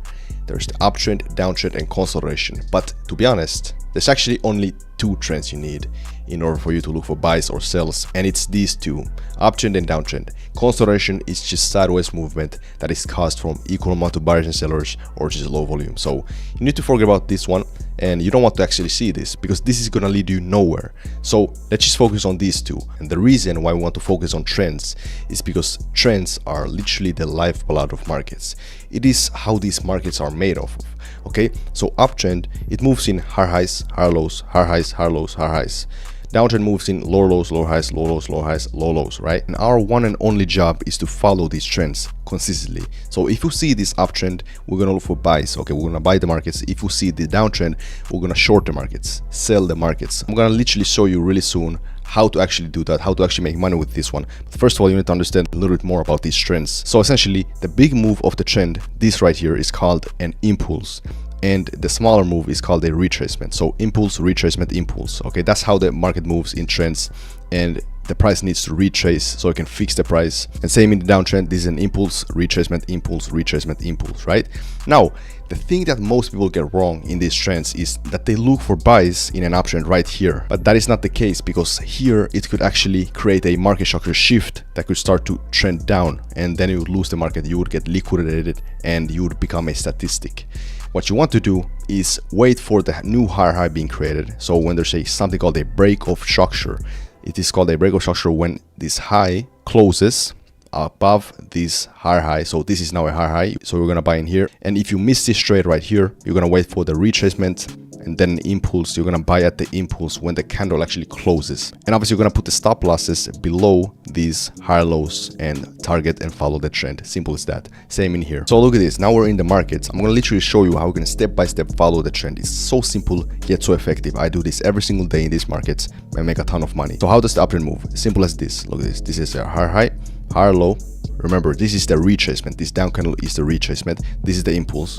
And again, another impulse. So this is a higher high, higher low, higher high, higher low, higher high, higher low, higher high, right? As you see, move consistently, and you want to buy in here. So we're gonna look for buys in here. If you go to the replay mode, literally, we can see that, okay, now that we made this impulse, here's a retracement. So what I'm gonna do is that I'm gonna actually not look for buy yet in here. I want to mark out this right here, this higher high, the highest where the price was being after the retracement. So this is a retracement. I want to see an up candle close above this high right here that I just marked out, because then there will be the new higher high, and we want to be buying right there. Okay, there we go. So we actually just closed right here, and right here I would actually buy the markets and put a stop loss, remember, where would I put the stop loss? Below this higher low. So this is the higher low. I'm gonna put the stop loss right there. So I would buy right here. As soon as this candle closes, I would buy, and it only counts when the candle closes. Remember that. That's when it's called a breakout structure. So right here is now our breakout structure, BOS. Remember that, BOS. And this is how we follow the trend. And let's see. Boom, there we go. And right here, what do we create again? We get the impulse, retracement, impulse, retracement. Simple as that. Right. So that was step number 1. Always follow the market trends, no matter what. And then step number 2 is to master reshort ratio. Look at this right here. This is our entry, right? This is reshort ratio. Reshort ratio is essentially your risk versus your profit. So let's say if I risk $100, if I lose the trade, okay, it's gonna be minus $100, right? But if I win the trade, which most likely I'm going to win if I follow the trend as in step number 1, then I will make $200 because it's 1 to 2 reshort ratio if it hits the target right here. But obviously, if I target even higher, it's gonna be more. So if it's 1 to 3 reshort ratio, I'm gonna 3x my risk following the trend. It's gonna go there and make $300 if I risk $100 right here. So that is the key. You need to master reshort ratio because reshort ratio is everything. You know, I remember way back, I was actually losing in these markets.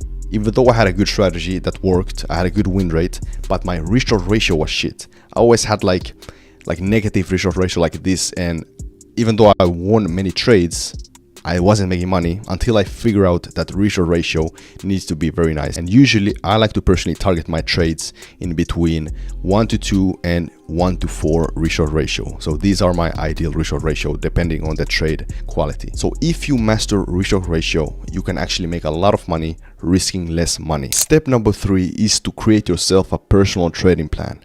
In trading, we don't have a boss who tells us what to do at what time, so we need rules to follow. I remember back in the day when I was unprofitable in trading, I just thought that, okay, I'm gonna go to the markets and just do whatever I want and make a lot of money, but I was dead wrong. That caused me to lose because I didn't have rules to follow. So now we have to create ourselves rules in trading. So it's your trading plan. This is something that you're gonna follow every single day religiously. So first of all, you obviously need to have your strategy, your trading strategy, whether is it the trends that I actually taught you or some other stuff that you want to use. But me personally, I have my full strategy in my trading plan and I will follow it. But nowadays I know it like from the back of my hand. I don't even have to check my trading plan, and you'll get into that point later. But first you need to obviously write it down so you can remember it, and then later you don't even need the trading plan to know your strategy. But first you need to do that, okay? So have your strategy in the trading plan, and then this is the most important thing in your trading plan. It is your risk. So what you're gonna do is you're gonna write down how much am I going to risk per trade, whether is it 1, 3, 5% a trade. You need to write that down. I personally have a rule: if the trade setup is A+, I'm gonna risk a little bit more, but no more than 5%. And if it's like, okay, mid-tier trade, then okay, 1% per trade. So for me, my low risk is like 0.5% or 1%, and my highest risk is 5% per trade. And this is very important as well. When and what. You may wonder, what the hell is this? Well, this is like, when are you gonna trade, at what time? Are you gonna trade on Forex sessions such as Asian, London, or New York session? Or are you gonna trade on New York Stock Exchange Open? You have to know when are you gonna trade, and then what pairs are you gonna trade? Are you gonna trade Forex like GBP USD? Are you gonna trade stock indices like S&P 500? Or are you gonna trade futures like E-mini futures? You have to choose what are you gonna trade, obviously. So these are the main things you need to have in your trading plan, and this is something you're gonna follow religiously. Okay, this is so important. This literally is your rules, and this is essentially what you're gonna do every single day. Because like I told you, in trading, we don't have a boss who tells us what to do. So you need to be your own boss, and you need to be disciplined enough to follow your trading plan, okay? That is the key to success in trading, because your trading plan allows you to have structure in your trading and predictable outcomes. Nowadays, I day trade full time, but if I would have found this video exactly in your position, I would have mastered trading 50 times faster. So there are exactly 3 phases to master day trading. Number 1, the learning phase. Number 2, the testing phase. Number 3, the execution phase. So step number 1 is to learn from one trading expert. You do not need to reinvent the wheel. If there are people already mastering trading, with a proven concept. So what you need to do is to follow someone who has already mastered trading. There's a lot of free information out there, but it can really get overwhelming with the thousands of strategies and methods. Needless to say, it is very important to learn from one person only. I personally post new trading videos every single week, completely for free, with crazy amounts of value and knowledge. My advice to you is to find one trading YouTuber that you like and watch as many of their videos as you possibly can. My recommendation is to pick a day from the week, let's say Saturday, and on Saturdays you'll take your time to learn and take notes. This really allows you to digest the knowledge and increase all the odds of you remembering them in the markets. Even though I make money consistently in these markets with day trading, I still occasionally take my time to learn and master my craft because I really want to be the best possible trader I can be. There is no such thing as too much knowledge, right? Step number 2 is to practice trading with a demo account. I know, very boring. But it is very important to master your trading before you get into the markets with real money. It is much more better than to start with real money immediately like I did. Trust me, it was not a good idea because I lost everything in the beginning. So please learn from my mistakes. Trade with the demo account first. My honest recommendation to you is to trade with the demo account for around 30 days because within 30 days you'll check the markets and you'll see how it moves. You kind of get consistent with the strategy and you really start to see some results. Even though it may seem boring at first, but you'll understand that it's very critical because, if you start with real money immediately, you'll lose it, okay? You'll lose it like I did. If you start with a demo account, you'll actually save a lot of time and money in the end. Step number 3 is to start making money, and we'll have to find you a broker to trade with. But before you start trading with real money, it is highly recommendable to join a community with like-minded people. You need to surround yourself with winners. The number 1 reason why I am making money online with passion is because I am surrounded with people who make money as well. I have a friend who does dropshipping, he's very consistent, and he shows me a lot of his results. I have a friend who also does trading, he makes money, etc, and all of my friends are ambitious because at the end of the day, you attract what you are. It is very critical to be with people who are great because they will turn you great. And there is actually a saying that you are the sum of 5 people you hang around with the most. Now, like I told you, it is time to move on to step number 3, and it's time to actually make some money. Alright, so to start making money with day trading, you obviously need a broker. What is a broker? It is basically where the trade is being hosted in. Right here are like the top 10 most trusted CFD brokers, and CFD brokers are mostly for the people who are into forex trading. But keep in mind, I'm not promoting any of these brokerages. These are just the top 10, and these right here are rated top 10 of the most trusted futures brokerages. So basically what you're gonna do is choose your broker, log in, and start trading, but deposit only little money at first. Just check how can you perform with real money. Not much, just a little bit. I recommend with $100 maximum at first. Remember, practice is always the key.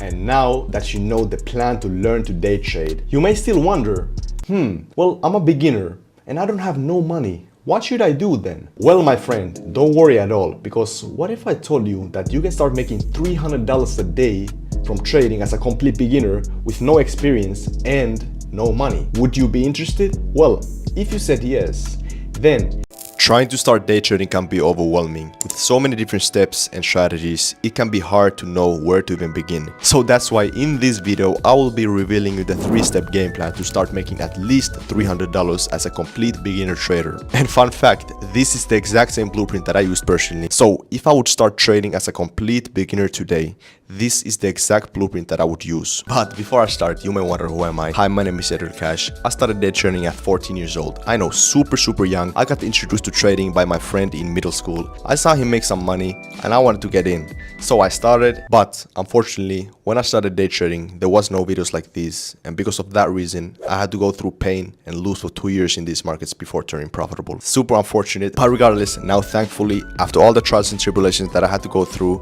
now I've been profitably consistently making money in these markets for 1.5 years. I would have become profitable way faster if I would have learned from the right person, learned one strategy, etc.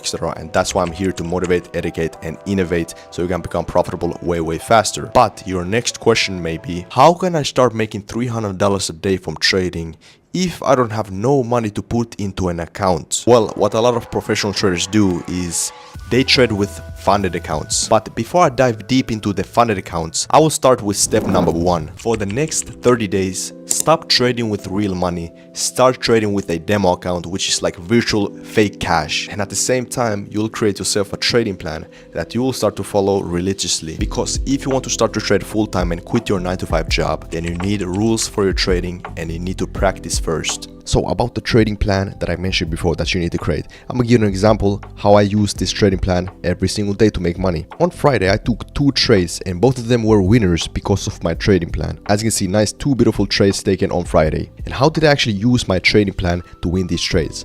Well, both of them had the same strategy, obviously what I have in my trading plan, and the strategy that I use, the profitable trading strategy, I'm going to teach it at the end of this video. But the second thing that these two have in common that is in my trading plan is the risk-reward ratio size. If you don't know what is risk-reward ratio, it is basically your take profit compared to your stop loss size. My trading plan says that I shall only enter if the size is bigger than 1-to-1 risk-reward ratio. And this is 1-to-2 risk-reward ratio. That means I made 2x, aka double the risking size that I entered in this trade. And this is 2.5x of the risk. This is so important because you have to always make more money compared to your risk. Overall, this day, Friday, I made $400, and the reason why I only made $400 is for the simple fact that I actually de-risked for this day. For example, this trade was super de-risked. I risked less of my money because it was, the last trading day of the week and first trading day of the month. So yeah. So this is how you create your own trading plan. This is the bare minimum that you need to have inside your trading plan. This left side is what you should never do, and this right side is what you should do if you see something. Okay, so I'm gonna show you. For me, in this point of life, I would never risk more than 5% of my money per trade. Remember, these are just examples and this is what I like to do. I will never trade longer than 1.5 hours. I chose trading to be free. And what I've seen that if I trade more than 1.5 hours into the session, the price action kind of starts to slow down. So that's for me. And these are just examples, okay? And this is a must, okay? You should never ever turn emotional in trading, because emotions, when your emotions kick in, that is exactly the time when you're not using logic. So you gotta just neglect the emotions and just stay focused, and obviously never ever go against this plan. So here on the right side, I said that I only trade 2 pairs because I want to stay focused. I'm not trying to look at this pair and this pair and this pair and just freaking go insane. I'm focused on 2 pairs that are kind of similar. And the second one is I only risk 1 or 5% maximum of my money per trade, similar to this one, the first one. And this is really critical. You should always enter when your trading strategy says so. And like I told you, I'll teach you the exact strategy that I do, the strategy that are me profitable at the end of this video. Okay, and then I only enter with minimum 1-to-1 risk-reward ratio. And the reason why 1-to-1 is the bare minimum for me is because you risk, let's say you risk 1%. If you lose it, you lose 1%. If you win 1%. So that's kind of not that good. But 1-to-2 is really good because, you double the money if you win. 1-to-3, you triple the money, etc, etc. Now you have your trading plan, and then what you're gonna do is train for 30 days in the demo account or paper trading account, and you're gonna practice and follow these rules. And after that, you can start to make some really good money. Step number 2 is to get a funded account from a trusted prop firm. I'm gonna give you a quick story. So when I was starting to see some profitability in my trading, I was so dedicated. I really wanted to become actually independent trader. So what I did basically was I checked my bank account. I had no money, okay? And I didn't want to ask money from my parents because I'm not like that, okay? I know some people may ask, but for me personally, I've always wanted to be independent. So what I did was I started to go flip burgers in a 9-to-5 job. I know I didn't have to be there at my age, but the thing here is I was so dedicated. I started to make some money from the 9-to-5, and I heard that there's something called prop firm accounts. I really started to get motivated because these prop firms, I heard that they're super good way to make money as a beginner especially. So what I basically did was, once I started to get some money from my 9-to-5, I bought some funding accounts. First of all, yeah, I failed some of them, but then I started to pass once I got serious. And when I got serious, I started to get some really good money from those funded accounts. With those funded account money, I started to deposit to my live account, and then I started to go all in with live account. And that's exactly what I want you to do later once you got the money from the funded accounts, to move them to the live account. But before that, you need the money from the funded accounts. Guess what? Good thing is, it is actually relatively easy to pass those funded accounts and make some money with that, because there are some rules that you need to pass and then later you get the money. But I'll explain to you in a minute what you have to do to pass those funded accounts. But trust me, with the right strategy, with the right mind, with the right rules, you will actually make a lot of money with those funded accounts. So let's dive more deep into the funded accounts. So how about these prop firms? I'm gonna show you probably the most trusted prop firm so far, FTMO. This is not a sponsorship or anything. They didn't pay me to say this. This is like the OG one, OG prop firm, etc. Obviously, this is like for the forex traders. If you trade futures or etc. options, whatever, then there's obviously prop firms for those kind of traders as well. Pretty much all of these prop firms work the same way. So there's usually like 2 steps that you need to prove to this prop firm that, okay, I can trade. And then after that, they'll give you the funded account, which everything that you make, you'll actually get the money. So basically, you have to pay like a small fee. Let's say in this case, $10,000 is the smallest account, $10,000 fake money. I know it's fake money, but you need to first pass 2 steps and then you can actually start to earn some real good money. So these prop firms basically have rules.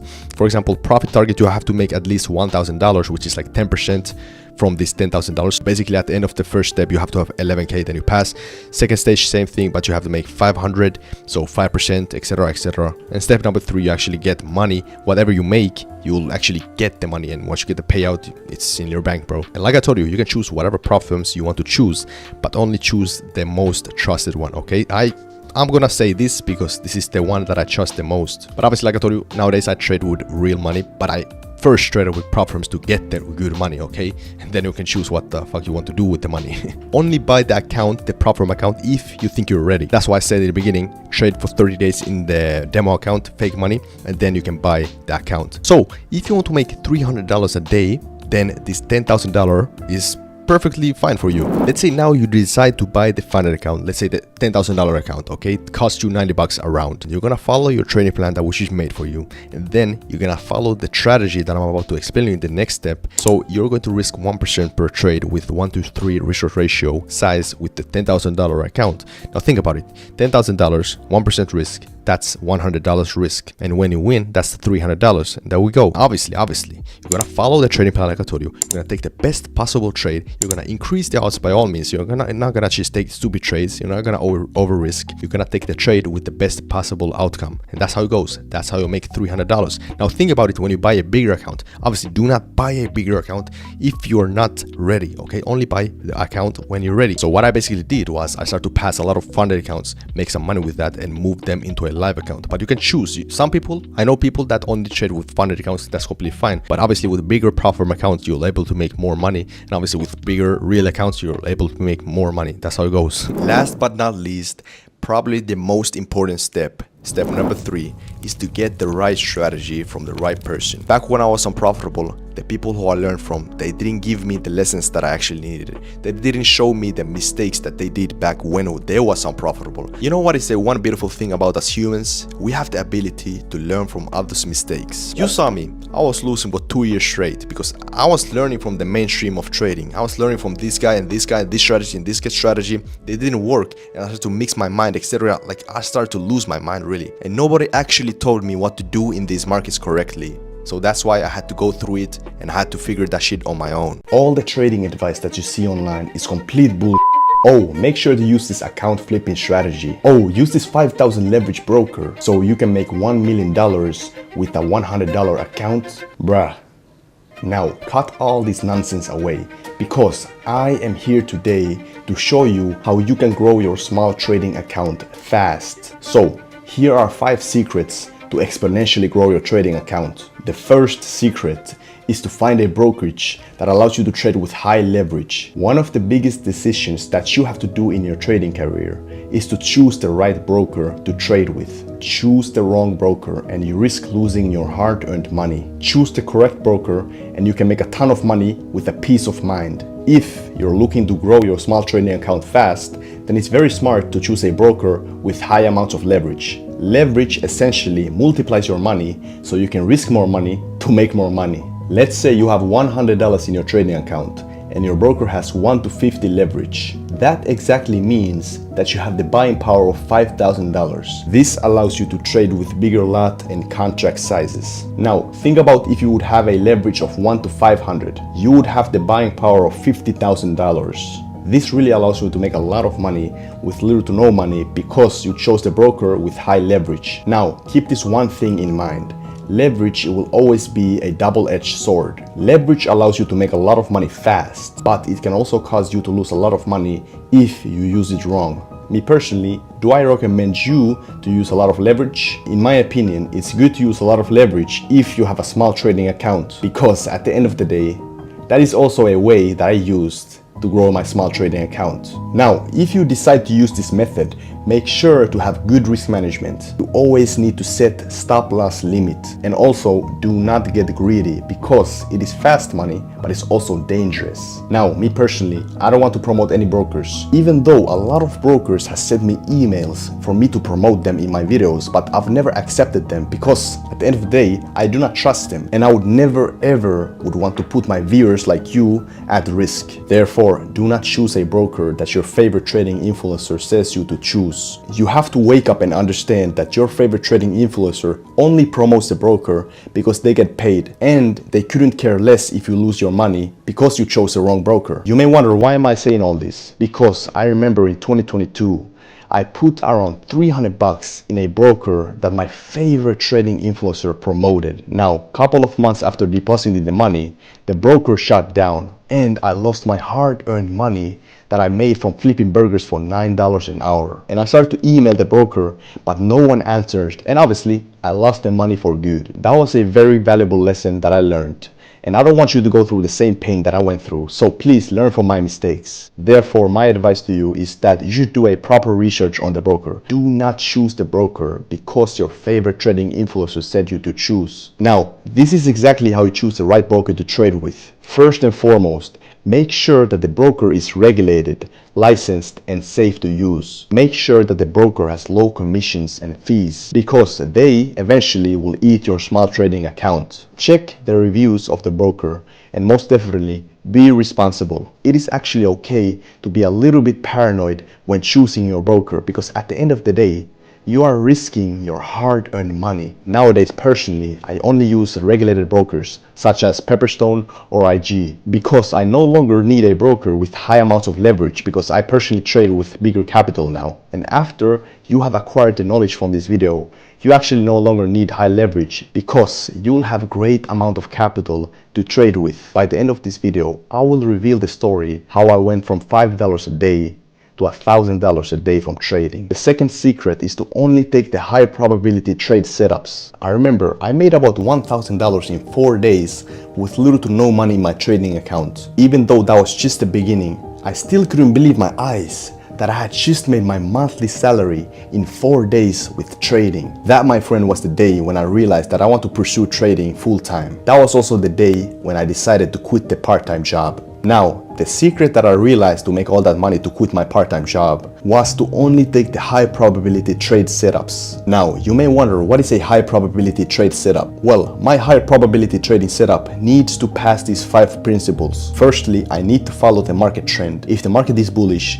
I will then look for buys. If the market is bearish, I will then look for sells. Simple as that. Secondly, I need to find my trading confluences. For me, it's like liquidity, break of structures, order blocks, etc, etc. But for some people, it could be support and resistance, Elliott wave cycles, and so on and so forth. So basically, you need to find your trading confluences. Third is that I need to have a proper stop loss. I cannot enter a trade if there is no proper stop loss because I need to secure my trade. I like to put my stop loss behind a security wall, which can be order blocks, fair value gaps, etc, etc. But in someone's strategy, the stop loss can be above resistance or above swing highs. The fourth principle is that I need to have a good take profit. My take profit always needs to be in an area where the price could switch its direction. So usually my take profit will be above or below liquidity. The fifth principle is that I need to have a good risk-reward ratio. So risk-reward ratio is your stop loss against your take profit. Only take risk-reward ratios that allows you to make 2 times your risk. So let's say now you take a trade and you'd risk $50. Your profit target then should be $100 or more. My minimum risk-reward ratio is always 1 to 2 risk-reward ratio. If it is less, I will not be taking the trade. Please do not try to force every single trade that you see. If you try to always force your trades, that will put your trading account at risk. Instead of trying to force a trade, sit down a little bit and wait for the market to present a trade for you. When you truly master yourself and master patience, that is exactly when the money follows and you will actually reach your long-term goals. The third secret is to increase your risk once your small trading account gets bigger. Did you know that the only way you can build muscle is through progressive overload? As sad as it sounds, you will not grow stronger or bigger if you just continue to do 10 reps of 2 kg dumbbells for 1 year straight. You have to slowly increase the weights so you can overload your muscles and achieve your dream physique. This principle applies to trading as well. You probably have heard that you need to risk 1% per trade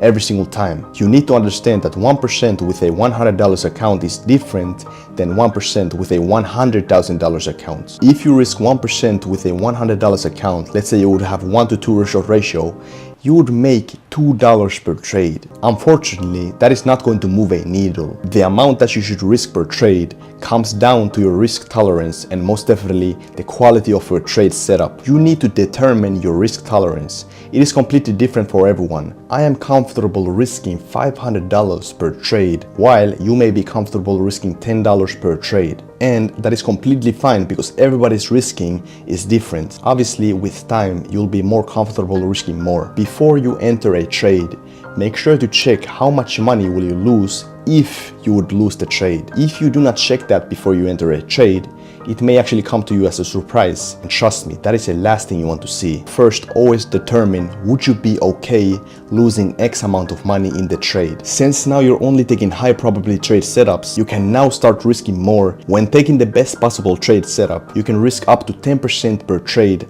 until your trading account reaches $1,000. After you have $1,000 in your account, when you risk 10%, that is $100 a trade, and that is the beauty of progressive overload. Now, once you hit a certain amount of money in your account, let's say $10,000, after that I actually recommend you to reduce the risk a little bit to avoid your emotions kicking in with the bigger account. Once your emotions kick in, that is when everything goes shit, because when you use your emotions, you're not using your logic. And trust me when I say this, emotions are the #1 killer of all accounts. The rapid progressive overload is great for small trading accounts, but now you need to drill this one thing in your head, and this is a life lesson.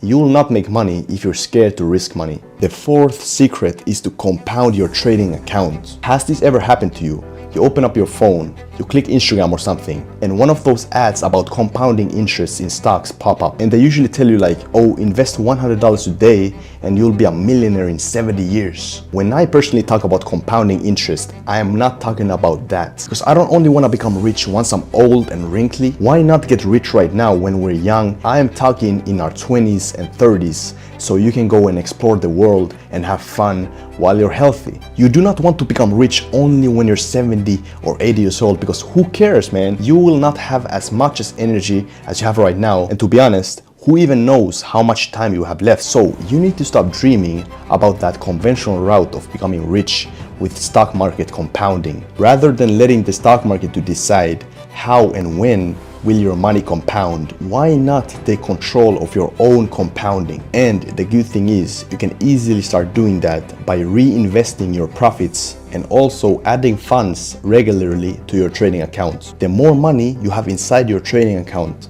the more money you'll obviously eventually will make. Now, I am not telling you to put your whole life savings into your trading account. Obviously not. You should only deposit the amount of money you can afford to lose. Once you have deposited the money to your trading account, you need to have the mindset to think that it's already gone for good. So reinvest your profits. You are doing this for your future self. I remember when I made my first trading profits, I went ahead and bought myself a new phone, a new gaming PC, and all sorts of accessories. And keep in mind, that was a long time ago. It's nothing near as much I make today, but it still was a mistake. If I would have reinvested the profits back into the trading account, I would have made much more money. Funny story, because I actually remember way back, my friends didn't believe me that I was making money until I withdrew $20,000. But obviously it wasn't anything crazy, but to be honest, I had a good time. Of course, you need to delay gratification. You need to understand that you're building something. This is the career that builds multi-millionaires and billionaires. The fifth secret is to detach yourself from the money. Now, I totally understand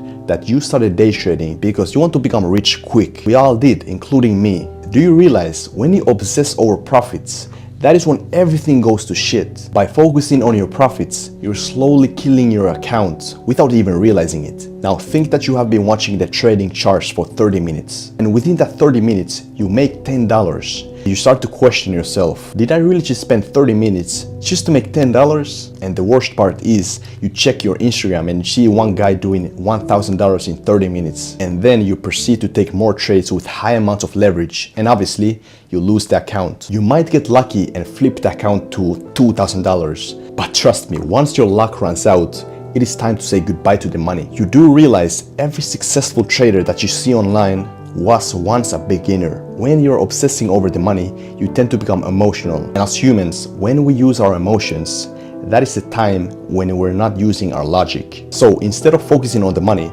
start focusing on your growth. Put all your focus into mastering yourself as a trader. As promised, now I'm gonna give you the story how I went from $5 a day to $1,000 a day with trading. So about 4 years ago in middle school, I actually got introduced to trading by my friend. I didn't have any money nor experience with trading. I was losing for 2 years, but as soon as I started to use these things that I mentioned in the video, that's when the growth began with my account. One thing that I also did was I took advantage of the prop firm accounts. I actually used them as vehicles to make some money, and then later I reinvested everything into a live trading account. Now I've been consistently profitable in these markets for 2 years. But the thing that I'm about to tell you is the most important secret of this video. This is the thing that caused everything to click for me in trading. It is to learn from one person and learn the right way. Most traders stay stuck forever, making peanuts because they do not know how to scale their trading.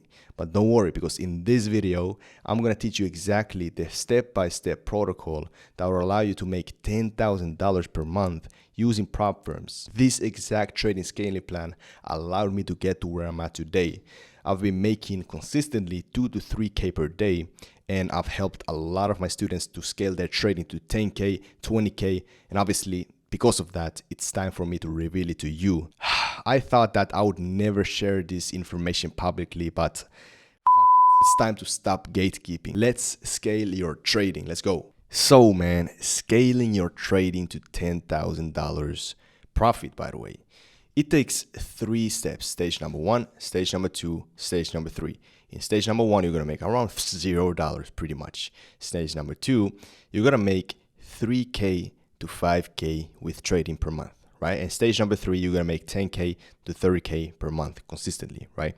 Now, the thing is, you cannot be skipping around because these stages are strategically put together in a way that you have to go through them step by step, and you're gonna understand very soon why. So let's put the ego down. You're not gonna make money yet. You have to first build the strong roots. And by strong roots, I mean you're gonna learn a trading strategy. I have plenty of videos on my YouTube channel. I have a free course in the description as well. And you have to find the mindset. Okay, most people get into trading thinking that this is a side hustle where you can just make some money, have fun, etc. No, I hate to break it to you, but this is not a side hustle. This is a full mission. This is the main piece. This is what you're gonna be focused on only, okay? If you actually want to make it with this one. And also in stage number 1, you're gonna be demo trading using simulated money, meaning that it's not real money. You're gonna just be practicing the strategy that you've learned. Right, after you have learned a system, meaning that you have learned the strategy, you have a mindset, and you have practiced with a demo account, you do need some money, right, to invest to those prop firms to actually make more money. So you need to get a job. This is going to hurt a lot of you guys, but most of the people in this world have a fragile ego when it comes to business. They think that, oh, job is not for me, job is not for me. But I was also working my ass off, flipping burgers for $9 an hour to trying to grow capital to my trading. So get a job. This also helps with your psychology, your mindset, because you're not only relying on trading to make money. So you have a peace of mind, okay? And you have money to buy prop firms. Now you have some money coming in from the job. Okay, you're gonna then buy yourself one, not 20, one prop firm account, specifically 50K account. These go around for $50 per month. You can buy this with ease now that you have the job. But one, only one. Why? Because this is also to allow you to master the psychology of trading, because now you're actually risking something. So you're gonna feel the psychological effects of trading, and you're gonna also practice a strategy, become more disciplined in the markets, and you're gonna put more hours in the markets. Okay, that's also good for that. So this is an investment to your future, right? Now, don't rush it. Remember that you have to learn. Most people buy a prop firm account. They have a huge ego. They just try to get that huge payout, full port, and their emotions get in their way. Remember, learn. Keep the job. Now listen, if you blow the account, don't buy yourself another account immediately, because you have to first analyze and understand what did you do wrong to lose that account. Okay, this is what most people do wrong. Most people just actually immediately buy another one thinking that they're gonna make so much money. Analyze, learn, and take notes. And listen, you're gonna rinse and repeat until you get your first payout, and keep the job. You're not gonna make millions yet. Okay, just keep the job and continue. Right? Congratulations, you've gotten your first payout, and it's time to level up to stage number 2. It's time to get some money, baby. Now in stage number 2, this is where the actual scaling starts. You're gonna reinvest your profits, meaning that you're gonna put money into education, whether is it a mentor, you're gonna buy a mentorship, courses. Okay, you need more education so you can scale more, make more money, and succeed.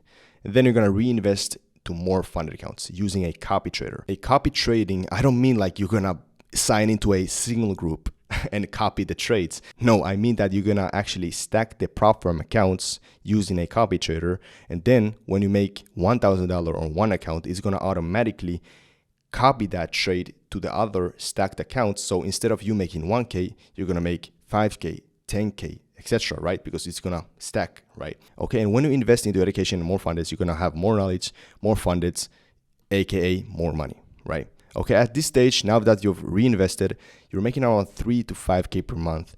You're gonna have to put the ego down. I've said the word ego many times in this video, but it's like, you're gonna understand this, okay? You cannot go crazy with the money. Don't blow the money. Don't do no stupid shit, because this video is specifically for people who want to actually succeed and scale their trading. So now you're rinsing and repeating the freaking copy trading accounts. You're making good money. What you're gonna do, you're gonna reinvest again. Reinvest 20 to 40% of the payouts. So that's pretty good money at this stage, because you've already gotten a lot of payouts with the copy trader. You're making 3 to 5K per month. What you're gonna reinvest to is education and more fund accounts, and rest you save. This is the same in reinvesting plan as before, but with more money. You have more breathing room because you have saved more money. You have so much knowledge, and you are making good money from the funders because you are stacking, reinvesting. This is where most people don't do this, because they want to just blow the money, buy something crazy. But we want to actually turn this into a full-time career. Now it's time to move to the stage number 3. And at this stage, you are making 10K to 30K per month. Now, since I want to be as transparent as possible, I want to bring you this decision thing, because this is what I had to go through. At this point, I've already quit the job, right? I quit the job. I say, bye-bye, boss. So you have a decision to make. Do you want to become a full-time funded trader, meaning that you're going to rinse and repeat the same process, continue with the funded accounts? Or do you want to become a full-time live trader, meaning that you're going to manage your own capital, your own money? This is the route that I chose, and I do not regret at all, because personally, I think funded accounts are amazing, okay, when you want to scale and grow, like from bottom. I'm not the biggest fan of actually full-time trading that, because there's always the rules. You can just get into a small losing streak and lose all of the stacked accounts, and it's like not sustainable as the live trading account that I'm doing right now. But I know a lot of people who are trading only with funded accounts, so you can choose, okay? But at this stage, you cannot be doing no stupid shit, because I mean, you're probably not going to, because if you made it this far, you have a good psychology, you have a good system, strategy, you believe in yourself, you have confidence, all that good stuff. If you truly want to turn trading into a full-time career, then you need to fix the psychology. I cannot be fearful, I cannot be greedy, or otherwise I'm gonna lose everything. And I couldn't be in these villas, I couldn't enjoy my life, have nice things. So I fixed my psychology. I'm going to actually tell you how can you fix your psychology very fast. I usually tell my students to do this. I did this myself. So what I did was So here's the truth. Psychology is 80% of trading. And if you cannot master it, then you lose forever. Think about it. 99% of the traders in the world are losing because of their psychological mistakes. But don't worry, because in this video, I'll explain you everything that I've learned about psychology, how I was able to fix it and become profitable. And I've been trading for over 4 years, so take a seat, get out from the comment section, watch this video till the end, because I wish that I would have seen this video back when I started trading. This would have saved me a lot of money and time. So let's start. Alright, so first of all, we have to understand that in trading psychology, there are mainly two things that are keeping traders losing. It's greed and fear. First of all, I want to talk about greed, because greed was one of the biggest things that were holding me back. And I think you might have this problem as well. So think about it. When you get into the markets, you are greedy. Most likely, you are trying to make money. Think about it. When you're trying to make money in trading, you get into the markets and you start to see opportunities that actually are not there. You're not using your logic. You are just super hyped. You're just like, oh, I'm gonna make so much money today. And then the worst part is, if you win that trade, it's super bad, because then you're like, oh, I'm gonna make even more money. Let's make more money. So you take more trades, and then you lose a bunch of money afterwards, and then you're regretting it. And then you say to yourself that, okay, next time I'm going to follow my trading plan. I'm going to be disciplined. And then obviously you will not follow your trading plan the next time. But if you are struggling with greed in trading, you're trying to make money, then don't worry, because I was struggling with this the same as you. But listen, my turning point was me actually starting to focus on how can I improve as a trader and as an individual. I started to get into the markets and just not try to make money. I was like, how can I improve today? If I lost a trade, I was like, cool. Did I follow my risk management? Did I actually follow my trading plan? Was I emotional? What I started to do is I started to record myself trade live in the markets, because then I saw that, okay, I was actually kind of emotional taking that trade. I didn't use my logic. That setup wasn't actually there. I was just greedy. That's the thing. Most of the traders do not realize in the beginning that they are greedy. They think that, okay, it's the strategy. That's the worst thing you can do, is to switch the strategy afterwards. Because let's be honest, most traders are emotional. It's not their strategy's fault. Strategy is a big part of trading, don't get me wrong, but that's a different topic. But they blame the strategy, and then they switch their trading strategy, and then just they're losing forever. Then they're in an endless cycle of losing. They do not realize that it's their fault. You have to understand that in trading, it's not you versus the markets. It is you versus you. The reason why most of the traders in the world are losing is because they do not understand that it's you versus you game. It is not you versus the markets. Think about it. They always take a trade, they lose it, they get greedy, they get emotional, and then they're like blaming the markets. But instead, they have to take a step back and understand that it's their fault. That's a very big turning point for most people, because then they realize that, okay, I am in charge. I have to fix my life, I have to fix my trading, and then they can become profitable. And also, you have to understand that trading is a mirror of yourself.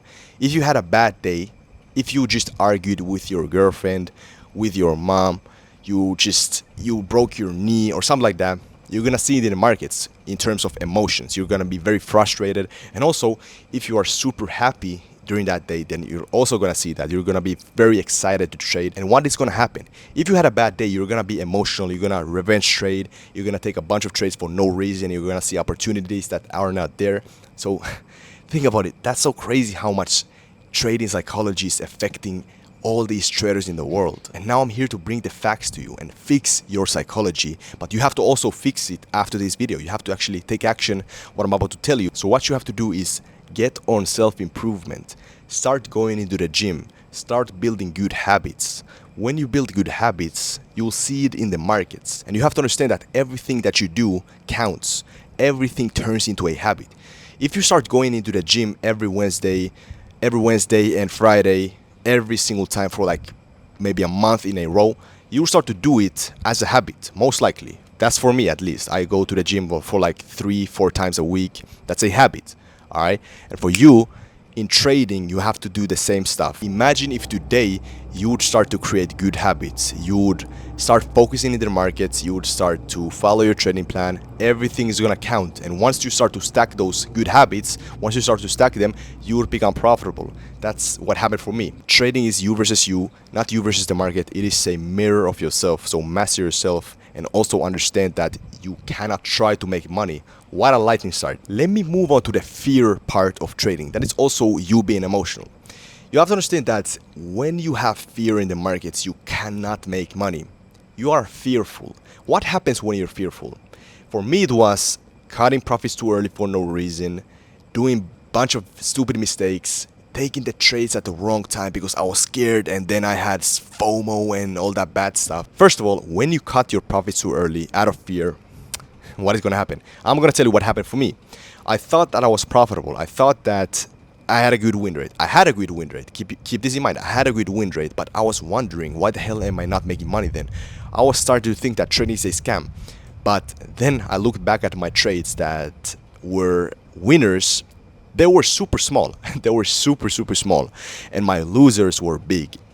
Why? Because I cut profits too early for no reason. Now, how did I fix that? Well, the first step is to understand that you are cutting your profits too early and it's not doing anything good for you.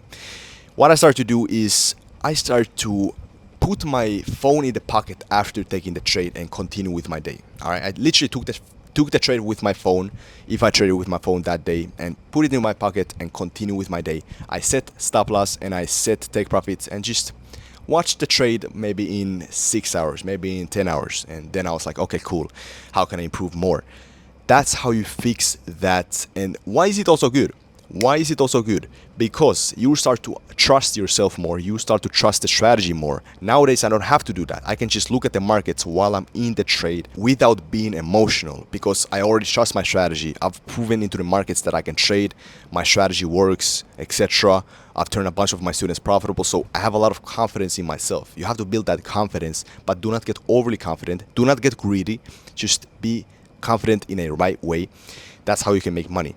Also understand that you cannot be fearful when you take a trade. If you have already backtested, if you have already taken a bunch of trades, don't be fearful. What you have to think like this: if you take this trade, what is the worst thing that can happen?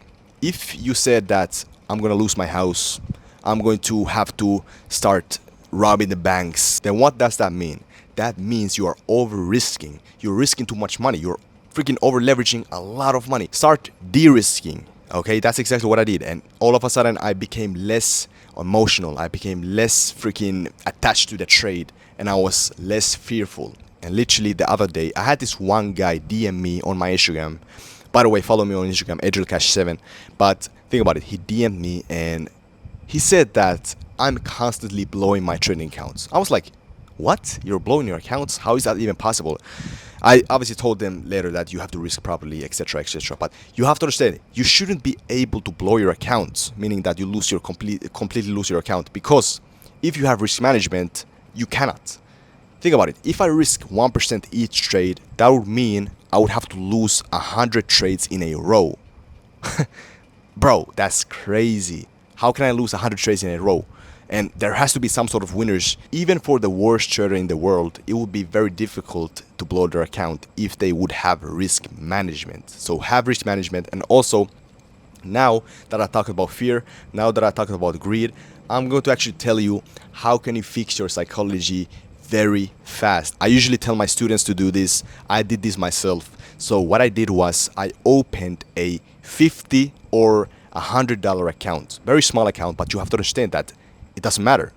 It is still your hard-earned money. I was flipping burgers for that money. I was flipping burgers for $9 an hour. That would be like 11 hours of my life because I was flipping burgers for $9 an hour. If it would be a $100 account, that's like about like that. But why is it important to open a live account, a small live account? Is because you are still attached to that money and you will feel the emotions kicking in. Now that's good. You may think that it's bad to feel the emotions, but it's good because every time that you feel the emotions kicking in, that's when you have the chance to neglect it. You would be like, oh, I'm not going to freaking be emotional this time.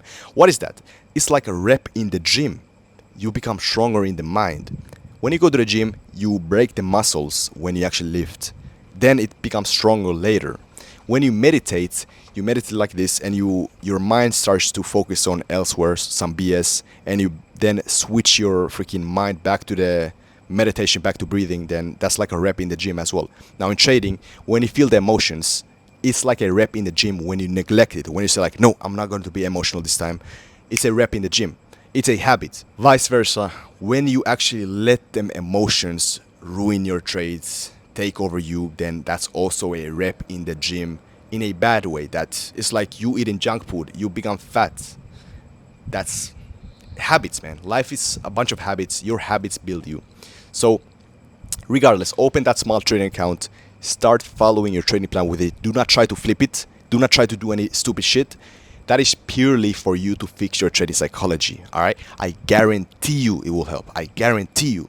Okay, if you try that, maybe for like 6 months with that small account. I know that's a big that's a big time, but you have to understand, psychology is 80% of trading. If you have your strategy, you have to fix your psychology. You cannot skip the fixing the psychology part. You cannot become profitable. What happens when you open the big account? You want to make money. You'll fucking lose it. You will fucking lose the account if you do not have your psychology. So that's why you need to fix the psychology ASAP. If you truly want to turn trading into a full-time career, then you need to fix the psychology. I guarantee you it will help a lot. I mean, you cannot become profitable if you do not fix the psychology. So understand that in trading, you cannot be fearful, you cannot be greedy, you cannot have any emotions, and you have to understand that a profitable day trader goes against his own human instincts. Think about it. I am profitable. I have a pretty big account now because I've been, locking in. I do make pretty good withdrawals, but I have to understand that I cannot make any stupid decisions. I cannot be fearful. I cannot be greedy. I cannot let the emotions ruin me, or otherwise I'm gonna lose everything that I've worked hard for. And I couldn't be in these villas. I couldn't enjoy my life, have nice things. So I fixed my psychology. All right, you guys, you have to understand how important the psychology in trading is. In this video, I'm gonna tell you how I was able to reprogram my mind to becoming an independent and profitable day trader.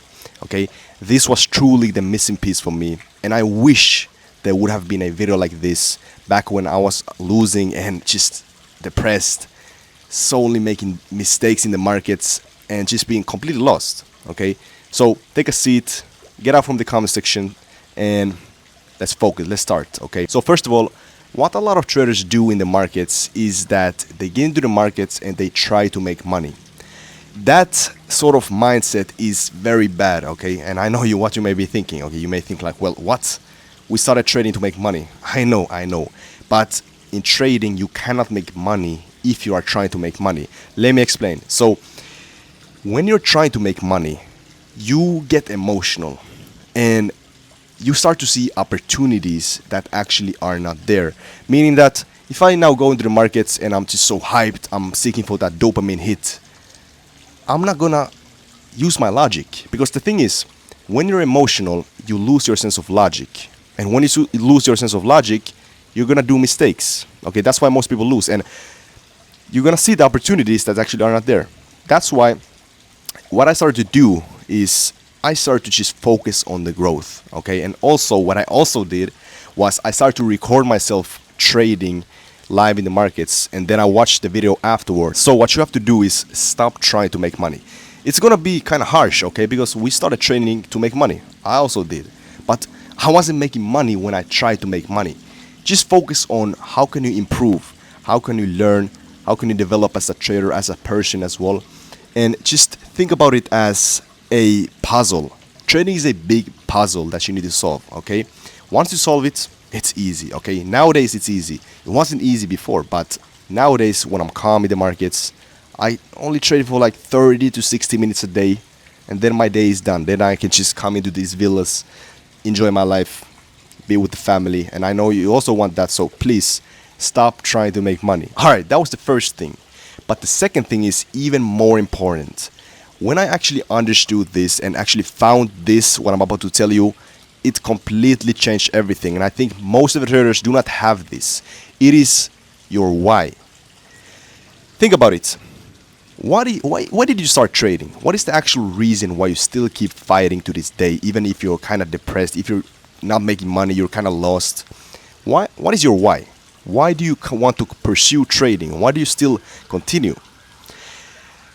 It has to be very, very deep and strong. You have to have a connection to that why, okay? Because that will keep you striving forward. And I'm gonna tell you my why. My why was the freedom, okay? And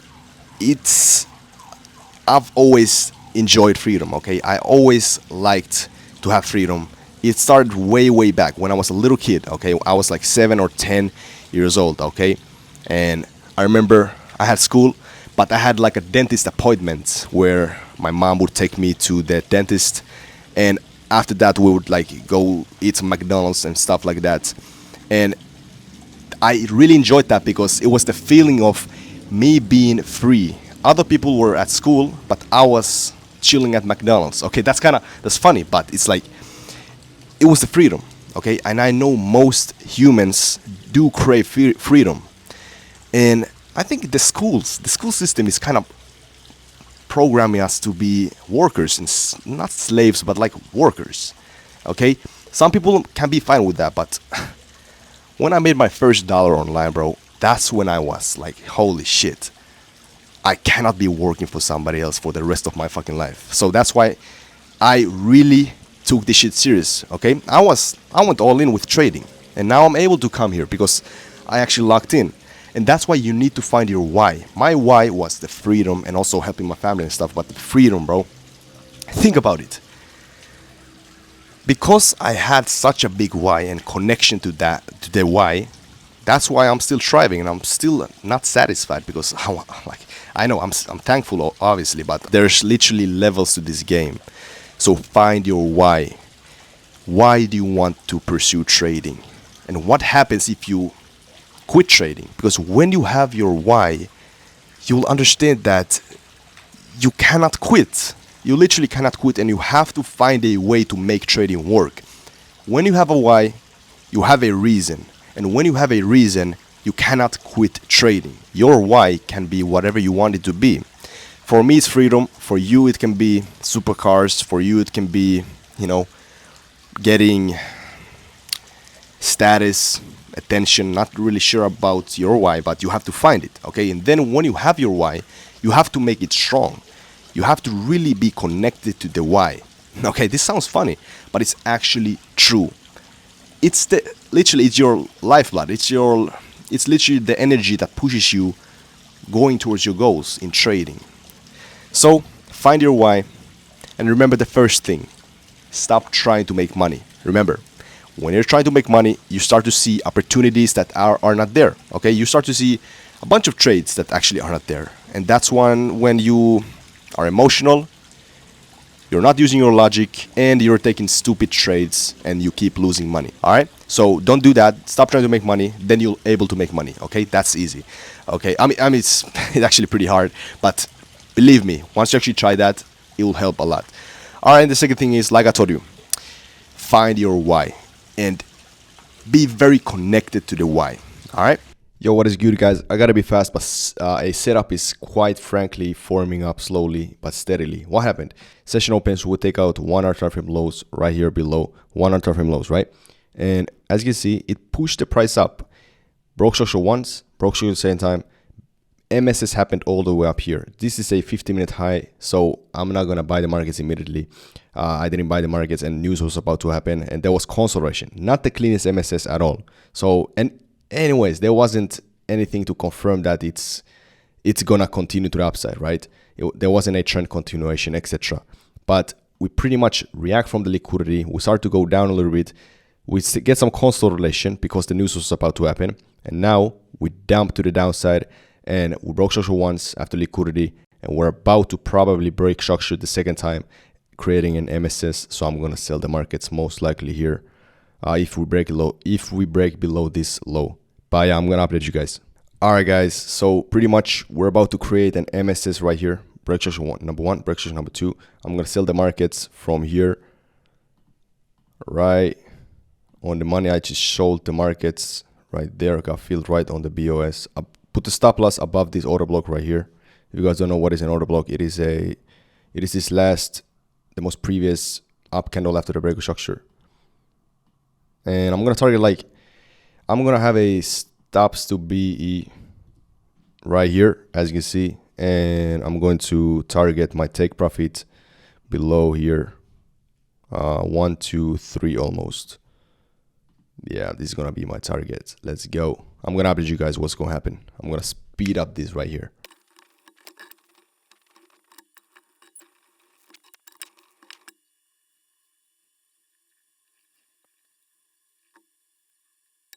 All right, guys, stops to break even just tapped.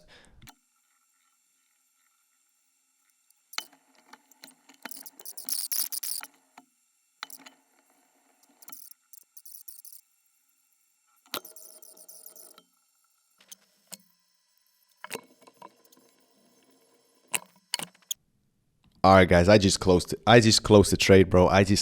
No freaking way this winning streak still continues. Like, this is actually crazy. This is actually freaking crazy, bro. I mean, let me do a recap. Enough talking. Let's just not talk too much. Let's actually teach. So this is beautiful. You literally saw everything. So pretty much what happened. Session opens. We took 1 hour time frame lows ASAP. As soon as the session opened, we took out this 1 hour time frame low. What happened then?